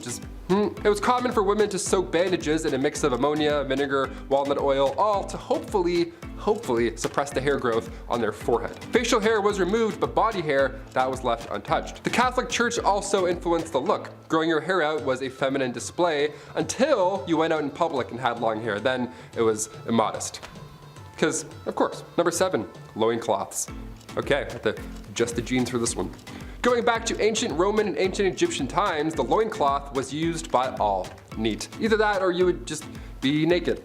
So, if you're a nudist, great. Hit the thumbs up if you're a nudist. I don't know why I said that. We're gonna keep going. I found this neat step-by-step on the internet how to make your own loincloth. And it's a bit more complicated than throwing on sweat shorts and calling it a day. We don't have a lot of archaeological evidence today because these linens barely made it through a decade, let alone all this time. But ancient Romans would use leather also to make underwear, which is, just imagining that, I'm like, it's hot. Hot goat skin wrapped around your waist in the sun. We love it. We still use leather today when it comes to undergarments, but we'll save that talk for another time. Number 6, breast bags. Here's a neat term, breast bags. Let's bring that one back, see if it sticks. Now, contrary to what I just explained over at point number 7, women, more often than not, didn't wear undergarments in the Middle Ages. Up here, at least. But in 2008, at Austria's Langborn Castle, something that resembled a modern-day bra was discovered. It's believed that only higher-ups, ladies of nobility rather, were the only ones who had the privilege to wear these breast bags, or breast cups. I say breast bags, sounds a little funnier. We have bags of milk in Canada, so I'm connecting the, I gotta connect the jokes. I can't say much personally, but this does not look supportive enough at all. It's like a pirate flag, it's like ripped apart, this is nothing. If you have back problems, I don't think these breast bags are gonna help you. If you're ever catching up on some 13th century readings, well, now you have an image when you see the word breast bag. It's this eye patch that they called support. Number 5, cesspools. Ooh, gross transition. If you're gonna make a massive castle, you need to know where to build certain rooms. Like say over a cesspool, for an example, that might be important. Just plug your nose. Cesspools were often placed under floors, which makes sense because, you poop and then gravity and everything goes down. But you need to make sure that those floors are supportive enough. Because in 1183, the Emperor of the Holy Roman Empire had a dinner in the Palace of Erfurt, but the floor in the main hall broke open, resulting in a bunch of dinner guests falling through the floor, with a few of them even drowning in that cesspool. What a horrible way to go. Then again, in 1326 England, Richard the Raker had just sat down for dinner, guy hasn't even started his meal yet, and then again, the floor broke and he fell through and drowned. I'd say chamber pots were safer, definitely, but when it comes to waste, honestly, just out of sight, out of mind. Just get that away from me. Literally, pun intended. Number 4, towels. I'm pretty picky when it comes to towels. I always have to have way too many just ready to go at all times. In case I want a bath, in case I want to have 2 baths in a row, you never know. Today we have nicer towels at hotels than anything, honestly. We all know somebody with a Bahia Principe resort towel in their closet, and you're like, really? Really, you thief? Okay, I'm telling. Around the 1800s, flour sack towels were the best you'd get. Now, around this time, suppliers were packaging flour and other foods in these cotton sacks. This saved big time on barrels, and eventually they were cut into tea towels. Now, come the Great Depression, resources were of course limited, so these flour sacks were used now for multiple reasons. Clothing, toys, quilts, pillowcases, diapers, and of course, towels. Wouldn't feel too good on your back, not at all. Number 3, same clothes, new day. King James, and no, I don't mean LeBron, I mean King James VI of Scotland this time around. We'll talk about him another time. He had a pretty sweet idea when it came to changing clothes. You don't. Simple as that. What a dream, right? The amount of times I change my shirt every day for literally no reason, it's such a waste of time. It's like black, gray, black. Yeah, that's it. It's a waste of time. King James would wear the same clothes for months at a time, even wearing the same hat for 24 hours straight. He was devoted to the hat game. He just slept like, didn't move a muscle. He went as far as not bathing either because he thought that it was bad for his health. yeah, things were thought differently back then, as you may have known by now on this channel. James became king when he was just 13 months old, and he succeeded Mary Queen of Scots. In 1603, he took over as ruler for both England, Scotland, and Ireland for 22 years, and he looked the same every day. Gotta love it. Who's committed? Number 2, unwanted hair. Pubic hair is a biological mystery, and yes, even after we hit puberty, we still can't figure it out. What are you? What's going on? So far, we believe this is part of our evolutionary history, and it comes from a time where we needed fur all over our bodies, right? Like animals. We evolved to protect ourselves against the cold, and just in general to keep that area, you know, safe. I don't know why I did that sound, but it's safe. So why is it that ancient Greek statues of women are completely hairless? Well, this was a time where if a woman's area was hair-free, for some reason the Greeks symbolized it as being pure. Okay, so in order to be considered pure, you'd have to use razors and creams, pumice stones, methods that were not as smooth as today. What's even more annoying is that men who would grow their body hair out, that was a sign of maturing. Yeah, I'm not either of these categories. I can't grow anywhere where I want to. It's just bald. I'm just a bar of soap. Yeah, I'm not gonna use a stone to shave either. Thanks. We'll pass. Next. And finally, coming in at number 1, acne. Ancient Egyptians and Greeks came up with an interesting method of getting rid of those pimples. Now, reminder, this was long before Dr. Pimple Popper was ever a thing. You ever click one of those videos and you're watching for like 40 minutes? You're like, I'm gonna be sick. Is that yogurt? What is that? Physicians back then discussed these elevated spots with black tops that can plague your skin for 4 to 5 years. But by squeezing these mysterious spots, you force out the maggot inside. Yeah, blackheads were called maggots back then, so that's pretty horrible. That's gonna be in my head forever. They would refer to severe cases as maggots that lie in bed of roses, AKA your face. That's the bed of roses. If a physician told me I had maggots in my face, I'd faint. Teeth worms and maggots, like just brush your teeth and wash your face and then avoid all that smoke. These disorders were thought to be human skin taking on the properties of animals, so that's pretty wild. So ancient Greeks and Egyptians would use honey, vinegar, turpentine, and emulsion of bitter almonds to solve that problem. Or what I just do is I just squeeze really hard, yell one curse word, and then wipe the mirror. That's usually how I do it. Number 10, snake eyes. Well, not exactly snake eyes, but after extended use of belladonna drops in the eyes, you would probably wish that a snake bit you in the eyes. Belladonna is poisonous. It's a no calzone, red flag. But yet it was still used by Egyptian royalty. Basically, the drops of poison would dilate your pupils, and that would be considered to be beautiful. For some reason, I guess, okay. Extended use of the drops had terrible side effects for the user, blindness being one of them. You gotta remember, folks in this time have no social security, and the best doctors can do for you is tell you to go take a bath in crocodile dung. And to pray to the gods for more, I guess. Sure, okay. So to avoid that tragedy, go for the natural look and avoid the eye drops. You'll thank me later. Number 9, more eye stuff. Thought I was done with the eye stuff? Well, guess again, amigo. I ain't done yet. I've got lots more to say about that. Okay, maybe a little. Eyeshadow and eye color. Some ladies today would say no special outfit is complete without it, and honestly, I have to agree, ladies. Sometimes y'all do some stuff with your eyes that makes me say, damn, you look good. Damn, you look good. However, some ladies might be cautious to slap some color on their face if they knew the origins of the product. As for the royalty of Egypt, eye makeup was in. Seemed to be a trend. However, they weren't so cautious of where their makeup got its origins. Egyptian eye glitter had 2 key ingredients: applicable powder and bugs. Yeah. You know the super colorful ones that are like really big and you wouldn't want to be around? Yeah, those, beetles, scarabs, and pretty much anything you could find. They would then crush them into a heavenly pulp and smear it all over their royal faces. I have issues with spiders and wasps as it is. I have no interest in wearing them whatsoever. I actually hate wasps. That's just, even just crushing up a bunch of, and just, oh, this is good. Oh, I love this. This is the best. Yeah, no, don't do that. Number 8, sweet traps. When you're royalty of one of the most successful empires and civilizations in human history, it means you ain't gonna lift a finger. Less than any other celebrities do today, probably. So what to do with all that extra time in your hands instead of living like everyone else? Well, how about a picnic? That sounds nice, actually. Sounds great, right? Except when we bring out all of our favorite treats, the flies and bugs bother us, and we can't look beautiful if we're covered in bugs head to toe. How did the Egyptians fix this, you ask? Well, it's simple. Don't let the bugs bite you in the first place. Basically, you get one of your forced volunteers, maybe a couple actually, and you slather the poor devils in honey, till they look like your favorite pastry from Tim Hortons. Place said glazed serving away from the picnic, and now you can enjoy it in sunshine and peace. The screaming of being eaten alive by bugs might dampen the mood, So just wear earplugs, it's fine. You stay over there and just get eaten, it's fine. No problem. No problem. Number 7, unhooded Sith. Circumcision is important in a lot of cultures of yesterday and today.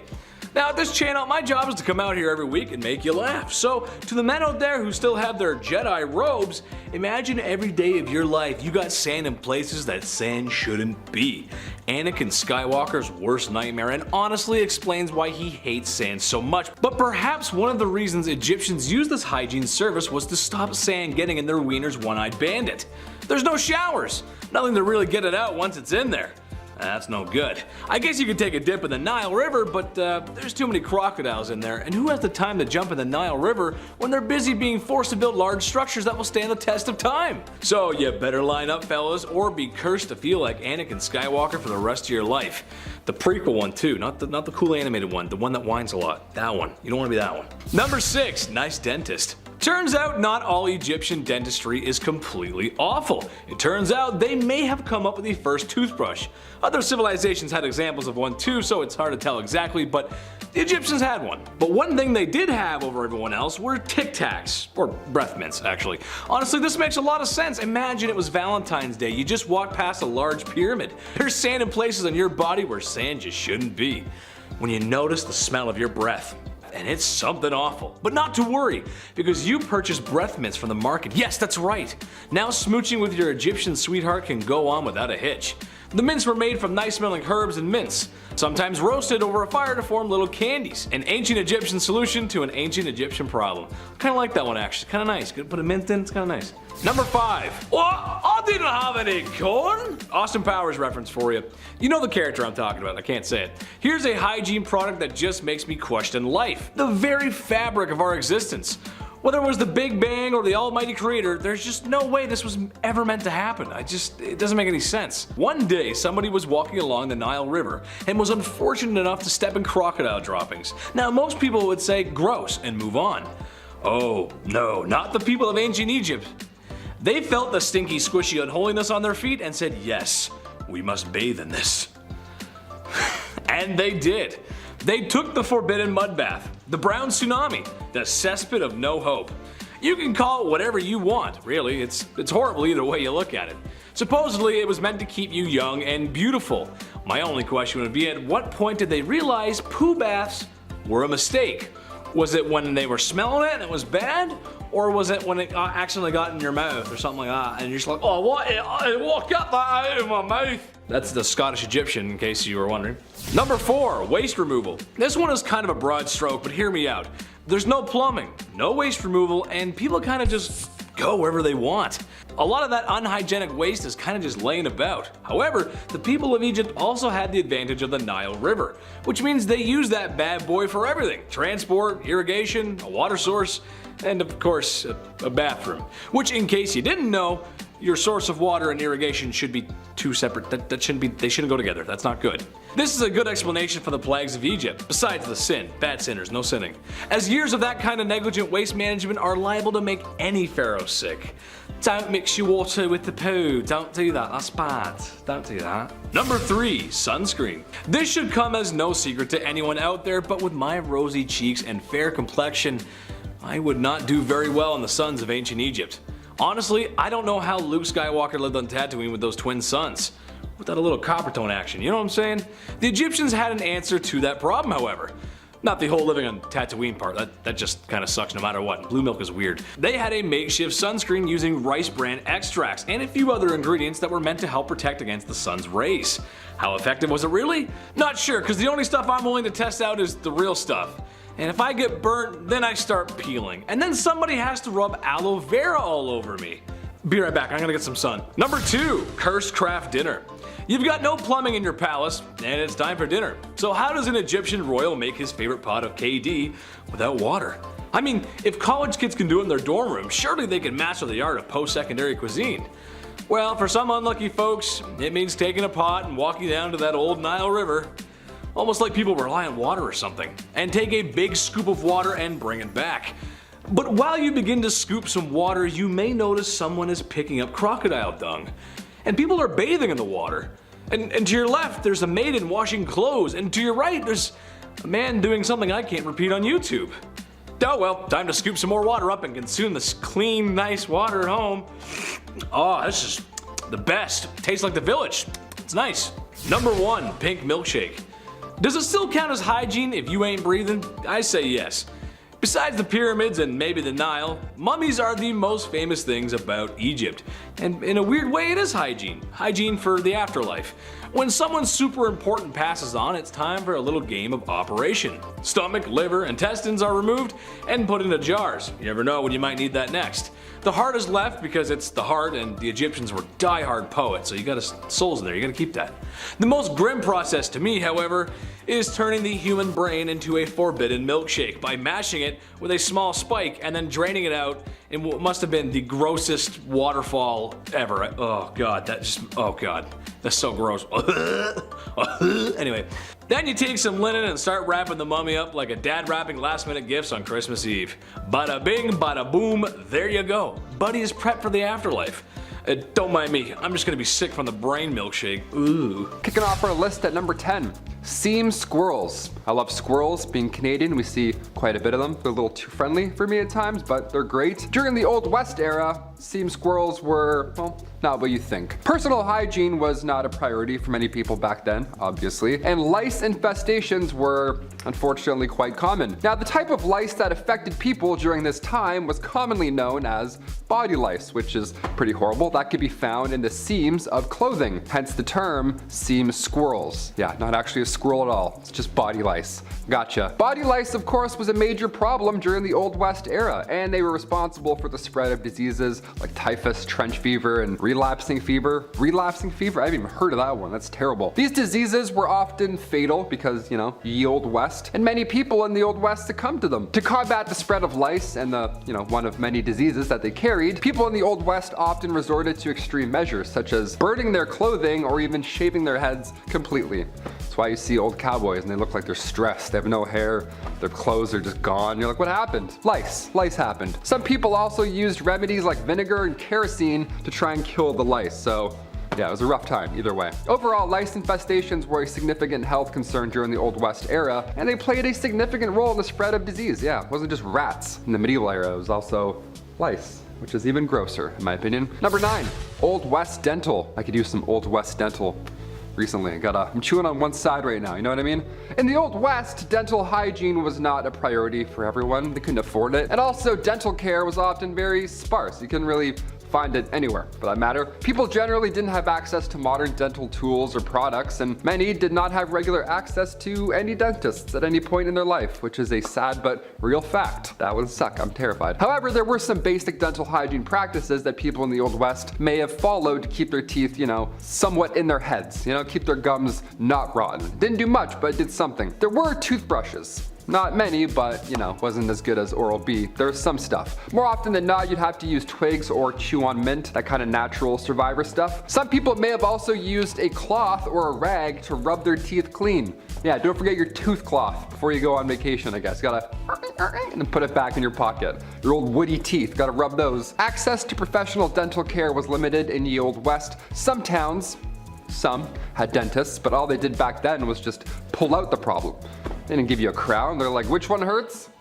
All right, get out of here. All without anesthesia, so that's a great time. You're gonna remember all of it. Other options included a community toothbrush, which is hilarious to think about and also so sad. Yeah, some public establishments had a public toothbrush. Can you imagine?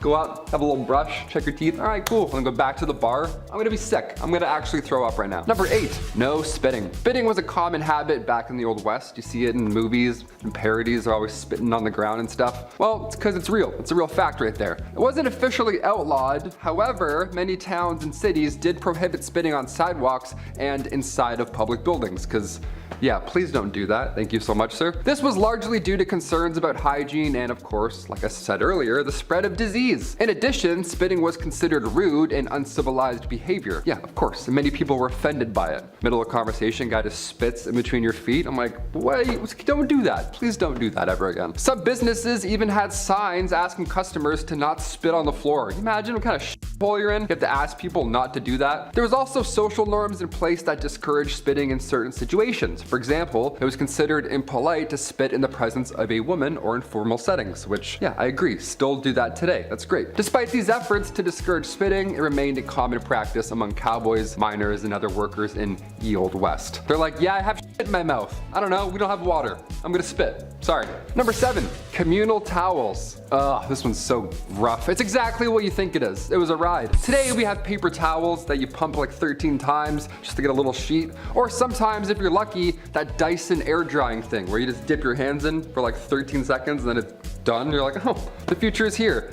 That's always fun, that one. Back in the Old West, communal towels were often used in public restrooms and other shared spaces. Yeah, just one towel for all. Just to dap off everything that's wet or damp back then. Ew. These towels were usually made of cloth and hung on a rack for multiple people to use just in public, like it's your bathroom. While this may seem unhygienic by our modern standards now, it was a common practice at the time. So yeah, I don't know, we can laugh a bit, I guess. People were generally less concerned about the spread of germs and diseases back then, and communal towels were convenient and they were a cost-effective option for public spaces. However, with the rise of awarenesses about hygiene and germs and all that nasty stuff, the use of these towels eventually fell out of favor in the earliest 20th century. Thank God. Imagine dapping off your lips after eating some wings with a communal towel. Some cowboy just, you know, and then he, and then you come in and wipe your, that's so gross. Number 6. Hair care? Yeah, I added a question mark there because, I don't know, not much TLC going on top back then. Throughout history, people have used a variety of natural ingredients for hair care. Nowadays, guys have it too easy. It's like Axe 5-in-1.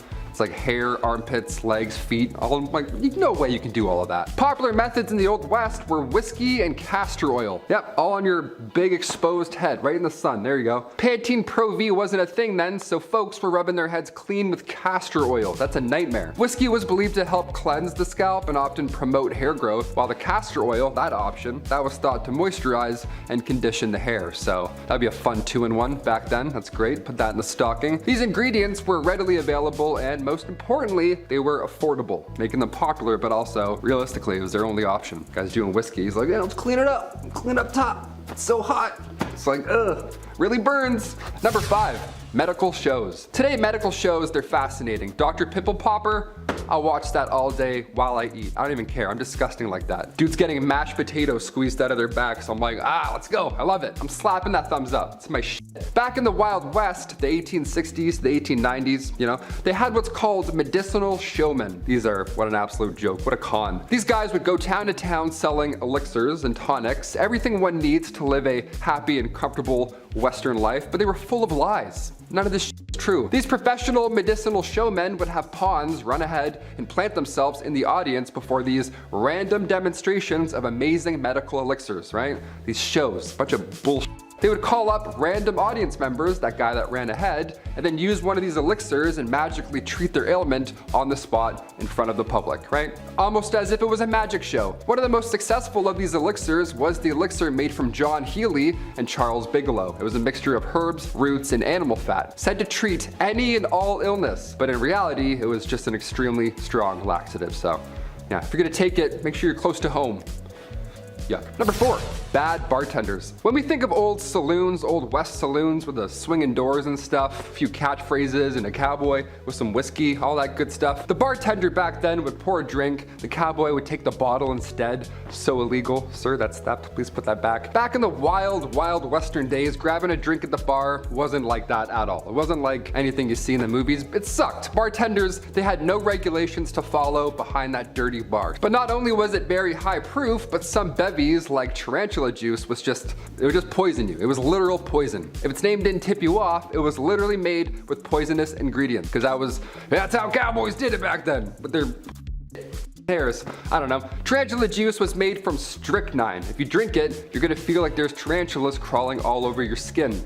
That was their pitch back then. They're like, happy hour, come get tarantula juice. I'm like, awesome, thank you so much. How do I not tip? Which button do I press to not give you money, you freak? Number 3, grow it out. In the Old West era of the United States, men often grew their hair long as a practical choice rather than a cool fashion statement. You know what I mean? All those bandits with their long hair, they had to. Living in the rugged and often isolated terrain of the West, men had to perform many physically demanding tasks like hunting, ranching, mining, pouring whiskey drinks and tarantula juice. Long Long hair would help protect their scalp and neck from the sun and wind and all that good stuff. But it's important to note that haircuts were not always easily accessible back then. And many men back then could not afford them or did not have access to a barber. It's like, I can't cut it. It's like, where? We don't have anything. We don't have dental. What do we do? As a result, growing their hair long became a practical and functional choice for many men back in the Old West rather than, style. They were going for looks back then. They weren't doing man buns, doing the cowboy thing. They're like, no, I have bugs. I don't want you to see my bugs. I'm gonna grow it, thanks. Number 2, outhouses. This one here stinks. In the Wild West, outhouses were sadly common as indoor plumbing was not yet available. Didn't think of that yet. So these structures were often simple and consisted of a small building, if you want to call it that, with a hole in the ground for your waste disposal, if you want to call it that. Now, due to the unsanitary conditions and lack of proper waste management and knowledge about germs and stuff, outhouses could attract a variety of insects and other pests, and it was just bad to go in there. Flies, mosquitoes, other bugs, they were commonly found in and around these structures, and they could potentially transmit diseases to humans. So if you're in there, you really get your business done and then get out. You don't want to waste time. You're not checking any tweets while you're in there, that's for sure. Despite the unsanitary conditions of an outhouse, they were a necessary part of daily life in the Wild West. And people learned to tolerate the bugs and just deal with it because they're like, you know what, this is better than going on outside. Whatever's going on out there, we're good. Close that up. One time I went to a cottage when I was younger and my mom didn't tell me that they had only an outhouse. No running water the entire week. I was like, awesome, let's turn around, I guess. I'm not doing that. I held it for like 7 days straight. It was a nightmare. And finally, number 1, broken bones. I'm lucky enough to have never broken a bone. I mean, knock on all the woods. But what if you did back in the old Western days, right? Then what would happen? But is a cowboy gonna heal you up? No. What if you were trying to learn a kickflip and you broke your leg? Then what? What are you gonna do? If the dental plan was any indication, it's not pretty, not a lot of options. In the Old West, broken bones were a common occurrence, particularly among those who worked in physically demanding jobs, like ranchers, miners, cowboys, around livestock.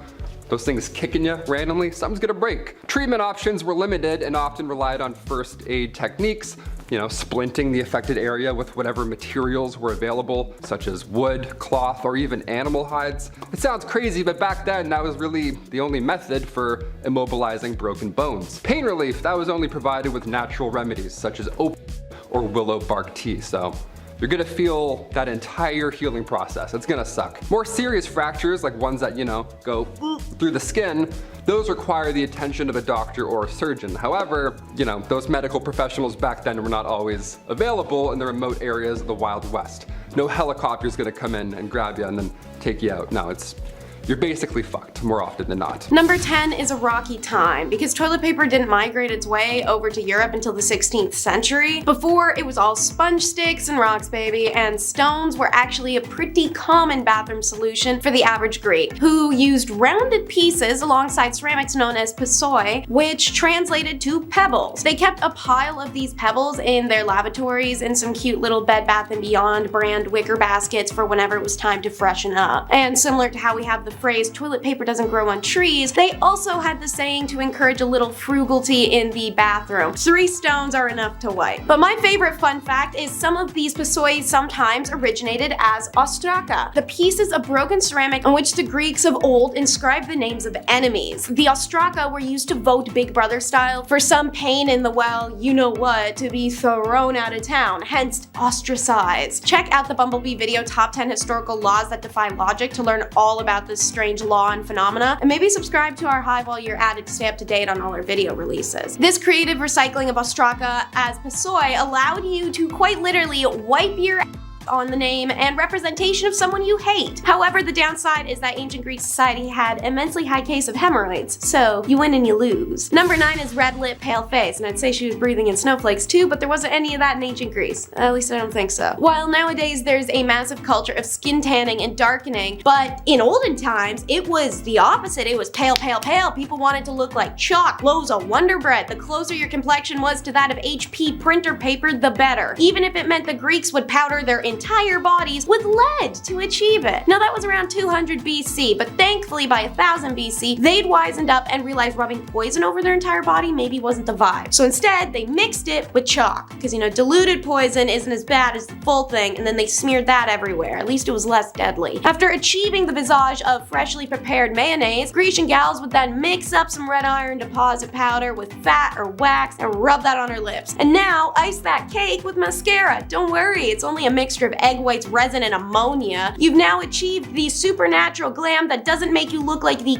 puppet from Saw at all. Number 8 is scrape it off. The ancient Greeks looked at bathing as aesthetic purposes first, actual hygiene second. Bathing wasn't to clean away dirt per se, rather to beautify the body. The Greeks did invent soap down the line, but prior to the advent of public baths in 600 BC, they started off using blocks of clay, sand, pumice, and ash that they'd rub away with olive oil after applying. The same oil that they'd then scrape off. This was done with a strigil. But that's okay. After 600 BC, you can always have a nice refreshing bath, right? Think again. Contrary to popular perception, not every city or village in ancient world had a public bath, or even if it did, they weren't always open to everyone. Even when they were in fashion, if you were from a lower class, the best you could expect would be scrubbing yourself with old impure olive oil that multiple people have already applied, scraped off, and returned to the same barrel for all poor people public use jug. If you were extra lucky, there would be a wash bowl, but then you'd be expected to share it, or even the water, with someone else. Speaking of, number 7 is sweat sails. So unlike the poor, who scraped oil off into a container and reused it over and over until it eventually became sludge, or the rich, who could use oil once and then just toss it out, athletes of Greece would scrape their oils off into special little containers. It's the same with their actual sweat to be sold. Sweat could easily be collected with a strigil, the same as oils, and it would carry the dead skin cells and grime with it. This was called goilos, and the servants or athletes themselves would be expected to harvest it for people of Greece to do all sorts of weird things with it. These scrapings would then be sold as medicine, beauty products, perfume, you name it. People would rub the sweat of athletes on their skin, believing it to calm aches and pains, which it probably didn't do particularly well. If nothing else though, the Greek people, after rubbing some sweat and dirt on their skin, got to smell like an Olympian and enjoy some of the youthful vigor of the young men it came off of. At the same time, the gyms themselves would cash in on their users' bodily fluids and would often scrape their walls and floors for extra good, then invite companies to bid on the bottles of sweat. So the next time you're at the gym and you get off that machine and you leave that fresh layer of you-do where your back used to be, wipe that crap off before someone harvests it and sells it like a freak. Number 6 is mystery creams. I only call them that because it's a mystery why they'd ever want to use these products as creams. I want to know who woke up one day and slapped some crocodile crap on their face. How did they figure out that this was a skincare thing? Someone had to be the first. I like to think that person fell in it, woke up the next day looking radiant, but whatever. Yeah, so crocodile dung was a big part of Grecian life because so were the animals, but it was far from being a nuisance. Vain folks saw this as an opportunity, and the croc dung became part of many recipes for effective skincare treatment. This is face masks, contraceptive, hair masks, feet soaks. Hell, one recommendation for treating scars or crow's eyes around the eyes was by applying a little crocodile dung as eyeshadow. To quote a Greek medical document, levigate the dung of the land crocodile with water and anoint. If they have the means and the monies, people might even also have a whole dung bath in order to feel rejuvenated. I feel like that last one might have been a bit much, and considering the story of the ancient Greek philosopher Heraclitus, I am not far off in that opinion. Afflicted by swollen skin, he decided the best course of action would be some dung therapy. He buried himself in warm dung and mud in order to treat his condition. However, he stayed in the pile too long and ended up overheating and dying. Number 5 is some hair-raising standards. As you can probably guess from looking at the statues and other works of art they left behind, the ancient Greeks weren't a big fan of bodily hair. For them, the ideal body, especially for women, was smooth like a dolphin all over. Naturally, in a time before Gillette razors and shea butter shave cream, 'twas not that simple. Since they didn't have modern waxing solutions or even razors, despite making the strigil, which if they'd sharpened even a little, could have been made for the perfect razor/hedge trimmer. So the simplest way of achieving the beauty ideal was to simply pluck out individual hairs one by one. A painful, not to mention time-consuming process for your legs alone. Imagine trying to do that around back when mirrors haven't been invented yet. Fancy a swifter solution? Well, how about burning all your body hair off? Also the custom in ancient Greece. Best part of that, a lot like today, is if you don't keep up with the societal expectation of shaving, you'd receive a lot of of disapproval and discomfort from others, but unlike today as stated, it was a lot harder for them to shave, so the fact that expectation was there is insane. This is all about the power balance of the sexes, however, as respectable women's ritualistic deletion of her natural state attests to the male supremacy over his objectified wife. While he has his manhood intact, she must deplete her womanhood and thus alter her innate form so as to uphold the classical ideal. Somehow that didn't apply to eyebrows though. No.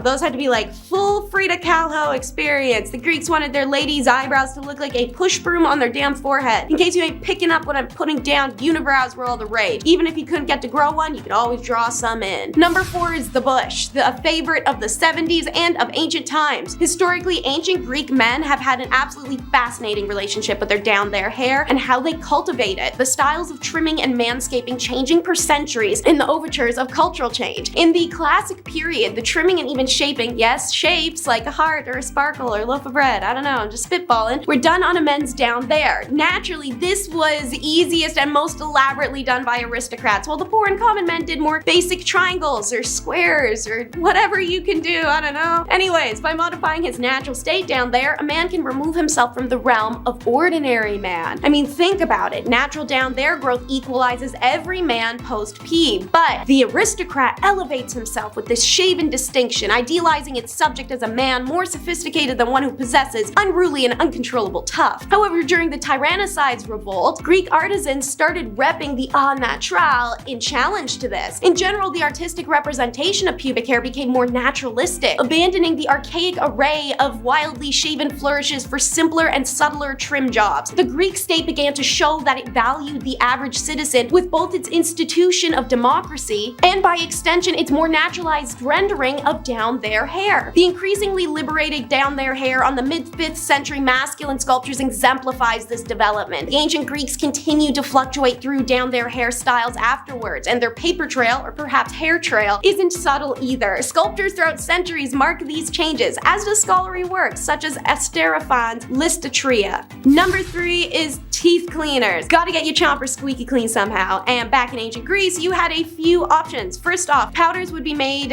as toothpaste, and these would be substances like lum, ashes, clay, peppermint, propolis, fennel seeds, cardamom seeds, and a magic substance called mastic. Mastic is also a resin that's a strong antiseptic. They also added abrasives like sand and crushed bones. These powders would be applied to a thin, dampened cloth, string, or twigs, all of which would be then used to rub, buff, and shine in between and on the teeth. By the time of the Roman Empire, the elites had actual servants whose job it was to clean others' teeth, and you could visit them and pay for a wash job. Now, to address the whole urine mouthwash thing, we've all heard about it at some point. It's true, but it's not. It's not like the Greeks were gargling the early morning dark yellow. They were adding derived properties from urine to their toothpaste. So that brings us to number 2, which is the uses of urine. Similar to how you can harvest salt from water, you can collect important acidic properties from processing urine. This is still awful and gross, but only because in modern times we're a lot more squeamish to concepts like that. In fact, people back then weren't even unaware that it was kind of crazy. The poet Catullus once mocked his clean-toothed enemy Egnatius, who, to quote him, has shiny white teeth and grins forever everywhere. If he is in court when the council excites tears, he grins. If he be at a funeral pyre where one mourns a son devoted, where bereft mother's tears stream for her only son, he grins. Whatever it may be, wherever he is, whatever may happen, he grins. And he curses him out by saying to him that the higher the polish on your teeth, the more it proclaims that you have drank your piss. The Roman Emperor Vespasian famously instated a urine tax by taxing the public bins where people dumped urine collected from toilets. The tax was so lucrative that it was continued by his successor Titus. The collected pee was then sold as an ingredient to businesses, workshops, and tanneries, which subsequently were taxed for it. These businesses used it for tanning leather, producing soaps, refining tooth products, making medicine, making elixirs, and more. Ammonia, urine's key ingredients, was used by launderers to get stains out of clothes, and even farmers used it as fertilizer to grow the perfectly acidic fruits. Number 1 is Aunt Flo. It's been determined that there's a good possibility that women back then had fewer periods and lighter bleeding in ancient Greece than we do now in modern times, just because of diet, climate, and biological changes over history. But weirdly, the expectation was that they would actually bleed very heavily and regularly, and if they didn't, then remedy remedies needed to be used to bring out the blood. Aristotle mentions menstruation being like the flow of blood from a sacrificial animal that must be maintained. As for stopping the flow once it started, the ancient Greeks took after the Egyptians, using a small wooden splint as the tampon base, then wrapping wools and linens around it before cramming it on in. Reusable pads were also made of layering cottons and wools that can be easily separated and washed later. Just remember not to wear any white in the hot Mediterranean sun while you're quite literally on the rag. About all things hairy and how the French royalty all aspired to cosplay Rapunzel. A tale originating from 6th century Paris, France is about two princes who were going to ascend to the throne. They were kidnapped and the queen consort was given the choice: allow her grandson's hair to be cut or let them die with their luscious locks intact. She chose the sword over the scissors. One of the princes does manage to escape and he cuts his own hair and becomes a monk. In modern times, saying alright kill him instead of a haircut does sound crazy, but back then men who had long hair showed their power and wealth. According to the Byzantine poet historian Agathias, it is the rule for Frankish kings to never be shorn. Indeed, their hair is never cut from childhood on and hangs in abundance on their shoulders. Their subjects have their hair cut round and are not permitted to grow it further. In Germany, men also typically wore their hair long, but they would tie it up in a bun or on the top of their head and sometimes hide it under a fancy hat. In general, Dark Ages were a time where women did rarely cut their hair, and there wasn't really any time period where short hair for women was trendy then. Lower class women typically wore their hair up in braids and buns because it was easier for them to work with, while upper class women got to style their hair with more intricate processes, using ribbons and metallic wires to help keep their braids and buns in place, like a Leia. On the other end of the spectrum, however, bold is punishment. To address why the grandmother would allow her grandson's death before a haircut, in today's world men shave their heads for all sorts of reasons. They could be naturally losing their hairline, have alopecia, or they're just prone to hair loss. However, in medieval times, hair was considered a symbol of power for royal men, as explained. Royal men never cut their hair, so the longer the locks, more powerful you're supposed to be. So, as a man, if you let go of your hair, this was a huge sign of humility. If the grandsons from the first story had returned with shorn hair but are meant to be the throne's heirs, they would make the throne look weak and susceptible. Only monks would shave their heads, leaving a narrow strip of hair horizontally around. Other times, only in the middle of a man's head was shaved and the rest was left alone. And of course, as you may know well from our other Dark Age videos, head shaving for women during this time was a degrading punishment, as a woman's long hair was meant to be her most seductive feature. We talked about one type of head hair, let's travel down to the other, bearded baddies. Recently, beards have made a huge comeback, especially now among the young generations thanks to throwback fashion. Studies have shown that people also associate a man with a beard as being more intelligent, and many people find them to be incredibly attractive. Also, nothing is cooler than the giant dude with the bald head and like the big ass beard, you know, let's be real. Respect for beards though is nothing new. During medieval times, knights were known to grow their beards as a sign of honor, and if one man touched another man's sign of honor, well, it was enough of an insult to challenge them to a duel to the death. Now, shaving was common during the Middle Ages. Commoners would be clean shaven for the most part. Royalty was also usually shaven or had a very trim beard that was kept neat and tidy. Hilariously, however, this is kind of how barbers get started. Back in medieval times, mirrors were very small and cloudy, so they're not reliable. They were also only available to the upper class. On top of that, razors as we know them today didn't exist, so if you wanted to shave, you need to use one of those dangerously long razor blades. So most folks would visit the local barber surgeon for a Sweeney Todd style lineup. As we mentioned earlier, monks had shaved heads and no beards, so they took turns shaving one another as a community. And speaking of faces, the Dark Ages were surprisingly skincare obsessed. Vikings are remembered as some of the most hygienic of historical people, and they were reported to have the best practices of personal hygiene in the early Middle Ages especially. Most notable was the near daily bathing they did in the cold waters of fjords and rivers. They used combs made out of ivory or ornate wood carvings, and they practiced braiding their hair for prestige and ranking. The daily practice of bathing and personal hygiene actually was what spared the King of Poland from an outbreak of plagues that had been seen in Europe. Meanwhile, in England, bathing was not as common as it is today, and it was often reserved for special occasions. People would usually wash their hands and faces regularly, however. The ideal woman in the Middle Ages had that pale, smooth skin without any pockmarks or blemishes. Nearly everyone washed their face with cold water at the end of the day, even if they wouldn't wash the rest of themselves for inexplicable amounts of time. Some women used ointments made of animal fat in order to keep skin soft and smooth. And crystal girlies, even back then, people believed in the power of gemstones to heal. Women would lick amethyst and rub it over their pimples to make it go away. But rest assured, when it's bath time, you were naked in a crowd. In many Middle Age cultures, public bathing was commonplace. The Romans, Egyptians, Greeks, they were especially known for their bathhouses. And in the spring and summer, commoners could be spotted using streams and rivers to take a bath on a nice warm day. Back then, this wasn't seen as being indecent or strange. Water was scarce, and the process of heating a bath was time-consuming and expensive. So it was also common to share bath water among a lot of people and be less wasteful. However, people are still humans after all, so like teens at a pool party, public bathing became associated with a certain level of sensuality. Seeing as this was a time period where intercourse was usually in hearing or seeing range of your imminent direct family, it's not a surprise this happened, let alone the fact nobody actually cared if it was. Well, except the church. They threw a bunch of laws around to try and limit that crap, but that's always what they've done. Anywho, in Japan, they still continue the tradition of public bathing in hot springs to this day. However, they have the option to segregate men from women, so it's not as often that people leave the public bathhouse to hook up nowadays. Not to get you guys too excited either, but face washing brought in controversial hand washing. Contrary to popular belief, some groups of the medieval people actually wash their hands multiple times a day. Jewish people in particular made sure to wash their hands before eating, and Christians adopted the same practice. But even unreligious peoples would sometimes wash their hands after eating, since a lot of people didn't own utensils, and wiping your hands on fabric ain't always gonna do it. Case in point, honey garlic wings. In upper class families, guests specifically were always requested to wash their hands by pouring water out of a pitcher called an aquamanile, which was poured over a basin. These aquamaniles were often in the shape of lions or people or mythical creatures. However, no one was washing to the extent of using soap for 20 seconds. The water in these small pitchers needed to be shared among a large group of people, so people in the Middle Ages simply splashed water on their hands before drying and poured the dirty water right back in to wash someone else's fingers later. But you'd think that soap would be involved, especially because endless people essentially had a dark age Etsy store. Today, soap is made out of essentially the same products every time. Back in the Middle Ages though, people used a lot of different substances in a cauldron like witches making a potion just trying to produce some semblance of soapy stuff that don't smell bad.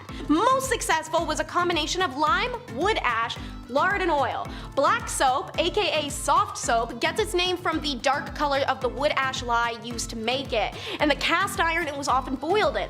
Hard soap was made with high quality barilla ashes, which creates a light colored lye. Therefore, white soap quickly became equated with high quality hard soap. The stiff soap was then molded into cakes and bars, added dried flowers to the outer side, and the quality and scent of the soap changes depending on how wealthy someone is. Unfortunately, in case you didn't catch the keyword in there a few times, folks made soap with lye, which is so harsh it can remove skin if you scrub a little too hard. Next is how the world could have had toilet paper faster if they weren't judgy wipers. China had toilet paper figured out as early as the 6th century, making small squares of rice paper that would decompose into the ground and take the feces with it. Pretty eco-friendly stuff. However, the Europeans found this to be horrifying because they thought it was disgusting that the Chinese only wiped without actually washing their backside with water.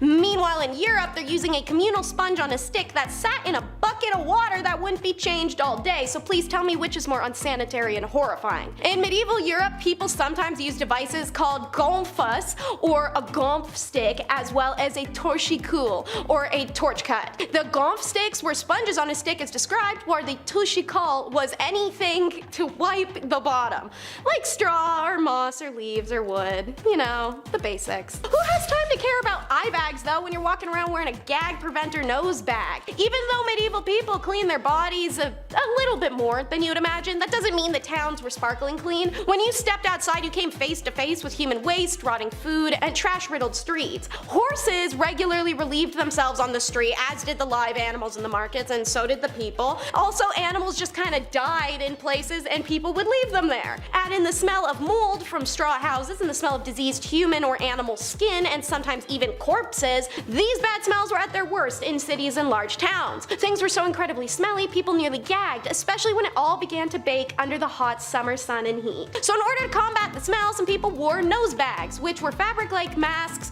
that were filled with flowers and other fragrances that would be able to help the stomach smell the streets filled with waste. Men and women whipped their noses in the nose bag, give them a huff, and life is good again. The lesson here, be thankful for breeze and use it. And of course, the weirdest for last, the ear spoon. Sounds Sounds promising, doesn't it? While nowadays people use Q-tips to clean your ears, which apparently we aren't even supposed to be doing, as cringe-worthy as it sounds, people use long wooden or metal spoons called ear spoons or ear picks to remove the wax. Ear picks were also frequently made of bone, ivory, and brass as purely utilitarian items. Archaeologists have found them amongst the Vikings primarily, where it was common for them to carry an ear spoon on a chain around their neck so that they never have to be without their little tool should they ever have to degunk themselves. Ear spoons were used by all levels of society in medieval and post-medieval England following the Tudors. The 17th century English knew about plaque, which they called scale, and they were encouraged by their doctors to scrape their teeth frequently. So these little doodads expanded to include that purpose. And how could I not mention that while a tailor normally would use beeswax to coat thread and make it stronger and easier to use, with no bees available, earwax would do. As gross as it may seem to us today, earwax was worth saving and selling. And coming in at number 10, baths. From bath bombs to jacuzzis, when did people exactly start warming up that cold river water to sit in for some R&R? Well, apparently the Romans were the first to think about warming her up. I don't really know if they had it in mind that warm water works better and faster to clean and rid of microparticles and had more of a mentality, but one way or another they did it. Were they really ahead of their time though? The first bathhouses have been discovered in Rome approximately being built somewhere in the 2nd century BC, the first of its kind, from a river of cold water to the abundance of over 500 steaming prominent bathhouses. You could pamper yourself head to toe for a small price, small enough so that even the poorest could bathe. That's a lot of small business owners. Hottest water in town, step right up, step right up. The Romans came up with an idea to build a spa house thing which could be flooded and heated by the floor beneath it. With a giant fireplace inside the spa, it was lit by hand and blown through the vents under the floor. Damn, they were smart, huh? Hot and steamy and good for the body. And clean. Well, cleaner. The bathhouse was a technology of its own and it seemed like humanity was headed in the right direction. No, they were not. Number 9. Wiping. Do as the Romans did. It's thought that these people thought of literally everything before us. Oh yeah?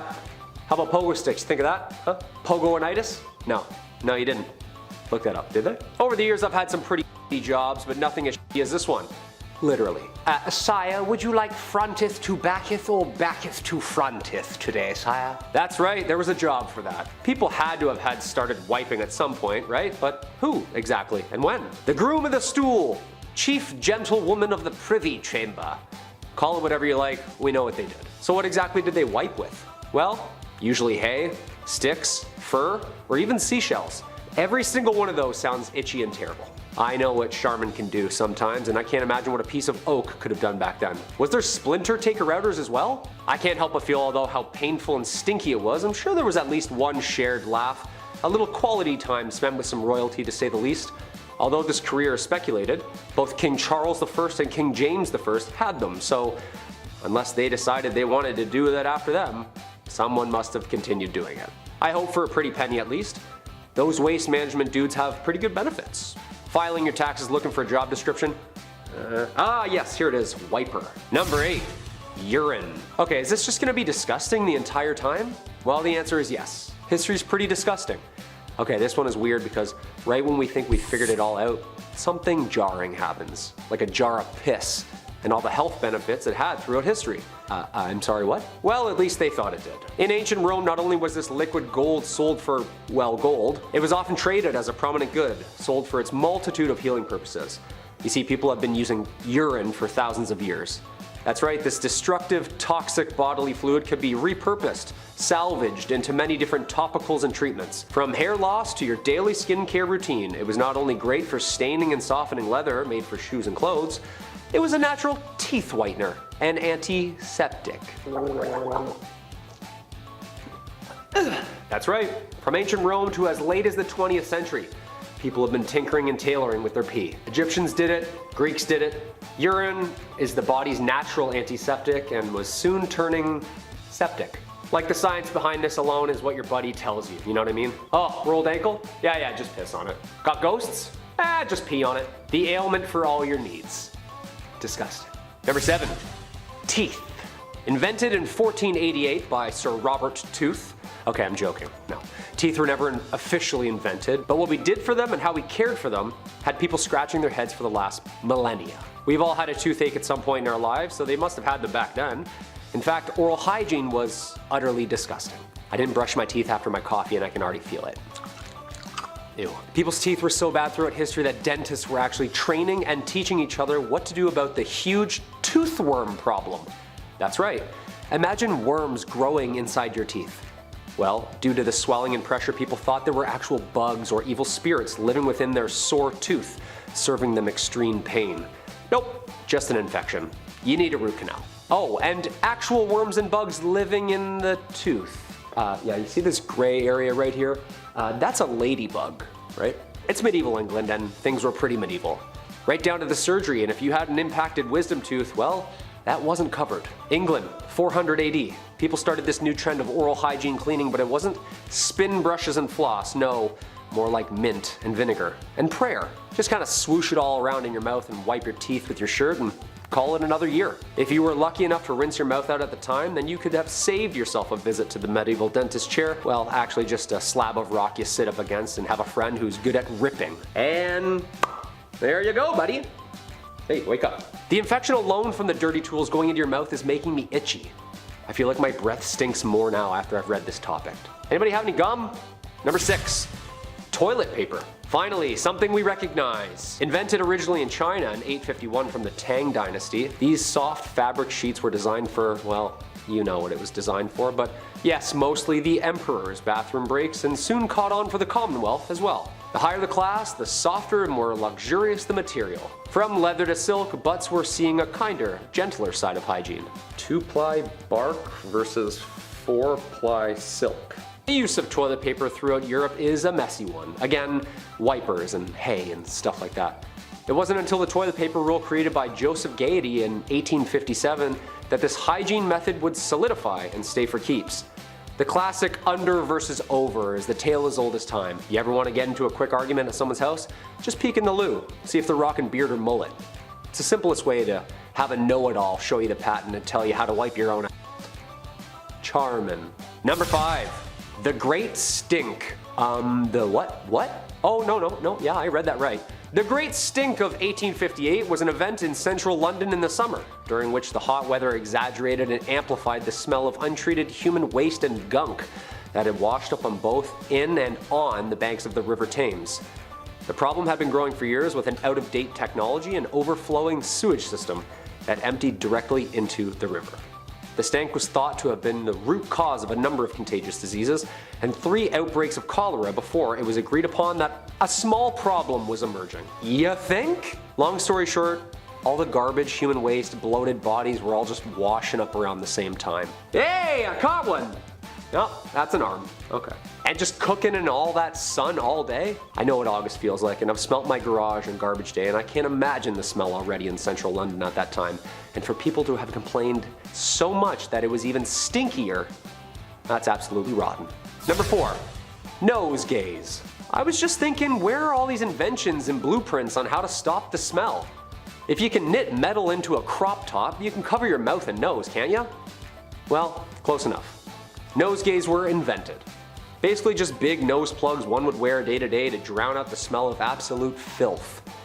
Just plug it up and ignore it was their mentality. A makeshift wad of bunched up herbs and flowers shoved up your nose, blocking the nasal cavity from the stank that followed. Just see number 5. A potpourri for each nostril. Would this make things worse? Ignoring the smell? Wouldn't that make it even harder to find out where it's coming from? Nope, just band-aid it. It's gonna disappear on its own. We're humans, we're designed to smell stuff for our own survival. The smell is like what lets us know not to go down there.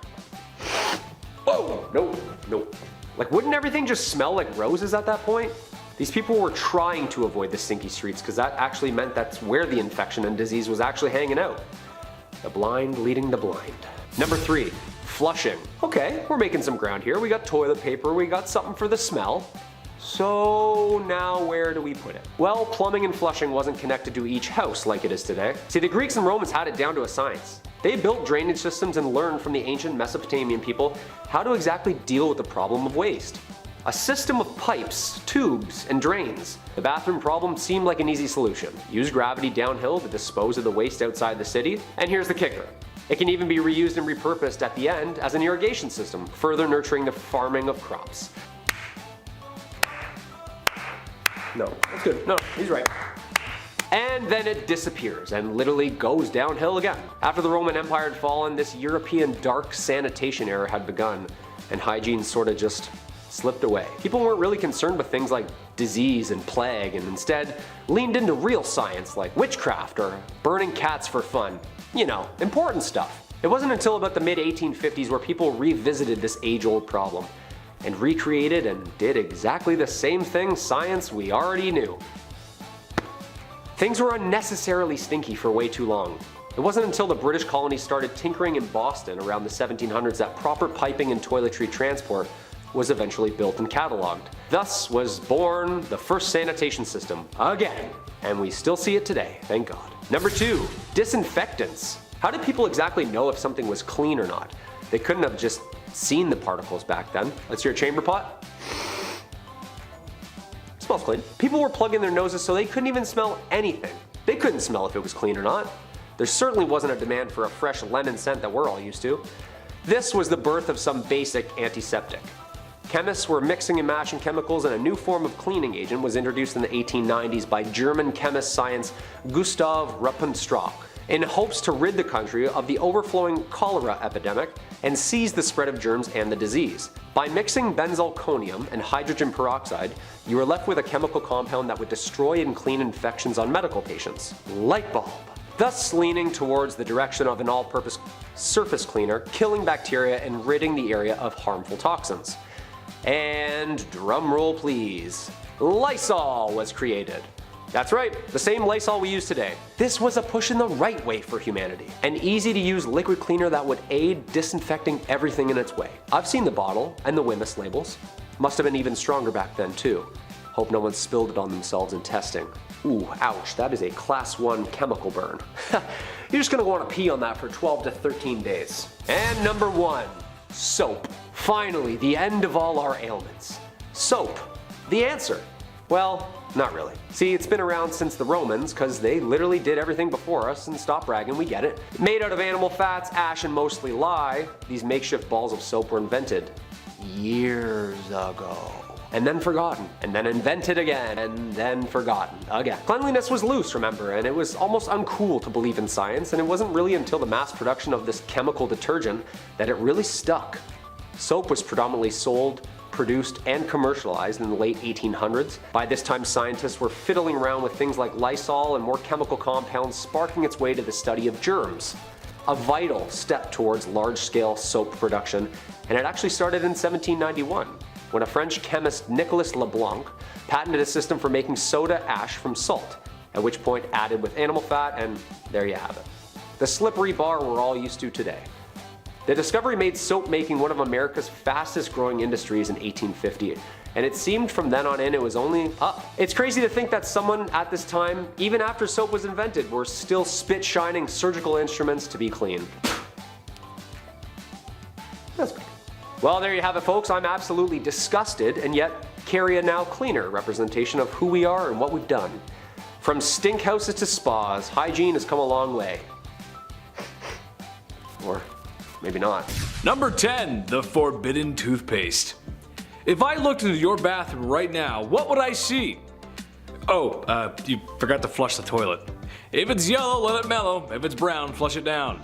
Seems you've forgotten your own golden rule there. What I was actually looking at was for a flavor of toothpaste that you had.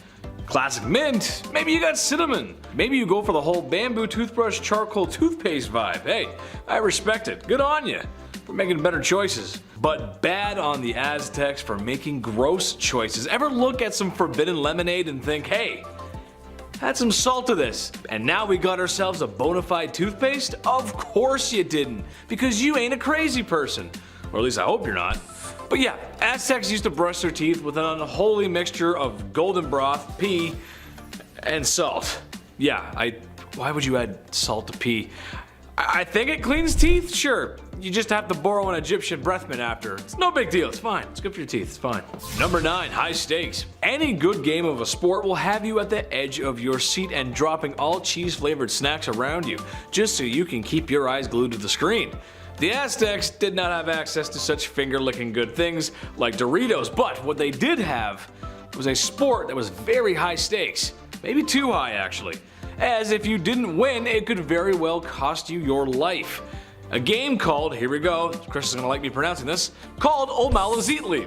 With its 9-pound rubber ball and eye-shaped court, players had to pass the ball through a small stone ring. This game was taken very seriously, like ritual serious, and you didn't want to be on the losing side, as it may cost you your head. Yes, even sports events in modern times have gotten violent, sure. But if we started lopping off heads for our losses, well, Tom Brady would have a lot more blood on his hands, wouldn't he? Number 8, hot chocolate. As a Canadian, I cannot tell you how important the medicinal qualities that are a hot chocolate on a wet, cold winter's day. You've been slipping and sliding down a snow hill for hours, and your snow pants are soaking wet. Partially from the snow and also because your dad made you go down the super scary hill and it was too much for you. Don't tell mom. Hot chocolate was important for the Aztecs too, more so just chocolate actually. It was used for a number of things. First off, after the beans have been roasted, they smell amazing, so it most likely went into some perfumes and other lovely smelling things that they used. It was also used as currency, strangely enough, and it was also used as a ritual drink, except they didn't exactly have sugar, so they used other things, other ingredients like peppers and other unusual flavor enhancers for chocolate. Pepper, I never understood that. People are like, it's hot, like Mexican hot chocolate, it's pepper and chocolate. It's a weird spicy chocolate. Not a fan. Not a fan. Number 7, corn goddess. I like corn just as much as the next guy. Roasted, boiled, and on the cob. Slap some salted butter on that bad boy, whew, it's time to dig in. Make sure you got the corn on the cob holders though. The little metal thingies that you'll probably end up stabbing yourself with later, that's just how it goes. Besides backyard summer barbecues, corn was an important staple of the Aztecs. So important that they had a festival to honor the corn goddess. Which to me is kind of a lame thing to be a god of, but alright, let's run with it. The Zilonan festival had the women let their hair loose and green corn placed in it to honor the god, the corn god. A forced female volunteer was dressed as the goddess, and after many days of what I'm assuming is eating and worshipping corn, the forced volunteer was sacrificed by the people to once again honor the corn god. You'd think a bowl of corn would do the job, but no, she's got a lust for blood, so that means off with the head. Number 6, end times. We all know what ancient civilizations are like with predicting the future, or more specifically, predicting the end times. Mayans thought everything was going to fade to black in 2012. Did it? Some people really thought this was going to happen. I always thought that Buddy just didn't get around to finishing the thing, but hey, whatever works. Well, if it was real, why didn't the world end? Well, the Aztec answer to that was the new fire ceremony. Another ceremony, why not? Basically, every once in a while, things got a little crazy. It was a time to cleanse, a spring cleaning, if you will. People stopped working, destroyed household items, and at the end of a 5-day cycle, some priests would take a dude up a volcano and toss him in there like I toss away bad report cards from my mother. All this to prevent the end of the world. Virus, act of God, bad hygiene. Whatever it was, just good old-fashioned blanket solution. Nice. Number 5, bread and entertainment. Hygiene is health, and health is mental health. And that means after a long day, you need entertainment. That's why you came here, hopefully. They say that after bread comes entertainment. I feel the same. Where would my generation be if not for the ability to rewatch The Office infinitely? Aztecs have been theatrical killers, sure, but they also had a soft spot for the arts. During their crazy spring cleaning festival to save the world, you may just find the Aztecs enjoying music and poetry. Some of the poetry even survived the downfall of the Aztecs and is around today. I'd recite it, but I would need some help from Chris to help sound things out. I wonder if they had a poem for a stranger that comes from a faraway land to take all our golden riches away. Number 4. More than one way to skin a cat. Here I am talking about Aztecs, and that means I gotta talk about how bloodthirsty they were. Seriously, it's good they washed their hands because with the amount of blood on them, well, I don't have a joke for that, they just kinda got crazy with it. It's estimated that 20,000 people a year perish to sacrifice. That's way too many, dude. That's wrong. Which, if I'm being honest, those numbers probably could have helped you fight off the Spanish when they came to take everything. What do I know? Cutting the heart out of people while they were still alive, a lot of heads no longer attached to bodies, and something that's just so heinous. Texas Chainsaw fans rejoice, because the Aztecs loved a good skinning. Just a good old fashion peel skin off them. Just take it off, George. George, take your skin off! I don't know why I'm Jerry Seinfeld skinning somebody, but sure. What do they do with the skins afterward? Do they throw them into the crowd and they cheer it on? Or, cause that's just wrong, man. That's not right. That's wrong, bruv. The chief was so upset by this one that he had nothing to say, actually. The chief is speechless. He's got nothing. Number 3, multiple wives. The act of doing the deed in the bedroom can be messy sometimes. It happens. A lot of passion. And keeping that area on your body and in your life clean is important. Or so says my 6th grade health teacher. I don't know, I wasn't paying attention. But you gotta think back in the day how sometimes keeping that area fresh was difficult, especially because we have no self-control and we went a little crazy with it. Take for example that having multiple wives was a status symbol, and let me tell you something, they weren't sitting around waiting for the new season of Stranger Things. They were doing as they do on the Discovery Channel. Number 2, get your money right. Any good accountant will tell you that treating your portfolio like good hygiene is a good idea. Go for multiple smells or invest in multiple things. Check out what's on the market. Might be a new perfume, maybe a new stock. And while you're at it, dump a huge investment into fart bucks. Okay, well maybe not that accountant, but believe it or not, the Aztecs were great accountants and had good records of pretty much everything, which is unusual because most cultures in Mesoamerica just didn't. And with the amount of gold and riches that the Aztecs had accumulated over time, it was kind of necessary. So you can understand that when the Spanish showed up, they were salivating at the sight of all the treasure that did not belong to them because Hernan Cortez was going to take it. Hand it over, you nice smelling weirdos. Number 1, wiped out, dude. Through everything the Aztecs went through or did, it all came down to a fever and a cough. And many other symptoms, actually. All of their triumphs and losses, all their sacrifices, and all the times they tried to fend off the Spanish. Futile, compared to their fight against the sicknesses the Spanish had brought over. Once there was a patient zero, it was pretty much all over. As good as their roots and medical herbs were at healing, ain't nothing gonna cure that black lung. If it can do what it did to a big handsome cowboy, then it can do the same to everyday people. Dutch! We got the Aztecs sick again, Dutch. I got some chocolate though. Hope you like corn in your chocolate, Dutch. That's gonna wrap it up for me today, guys. Make sure to like, comment, and subscribe here at BumbleBee. And if you too like corn on the cob, then check out my socials linked down below. I've been your host, Big Ched, and stay sweet, my little honeybees. Hey, Dutch! Well, that was wow, look at these. Dude, you got grade 12 reading level. I don't have that. That's crazy. Oh, Malazitli. George, just another say, George. Jerry, I can't believe it, Jerry. Then Kramer walks in. Oh yeah, Jerry.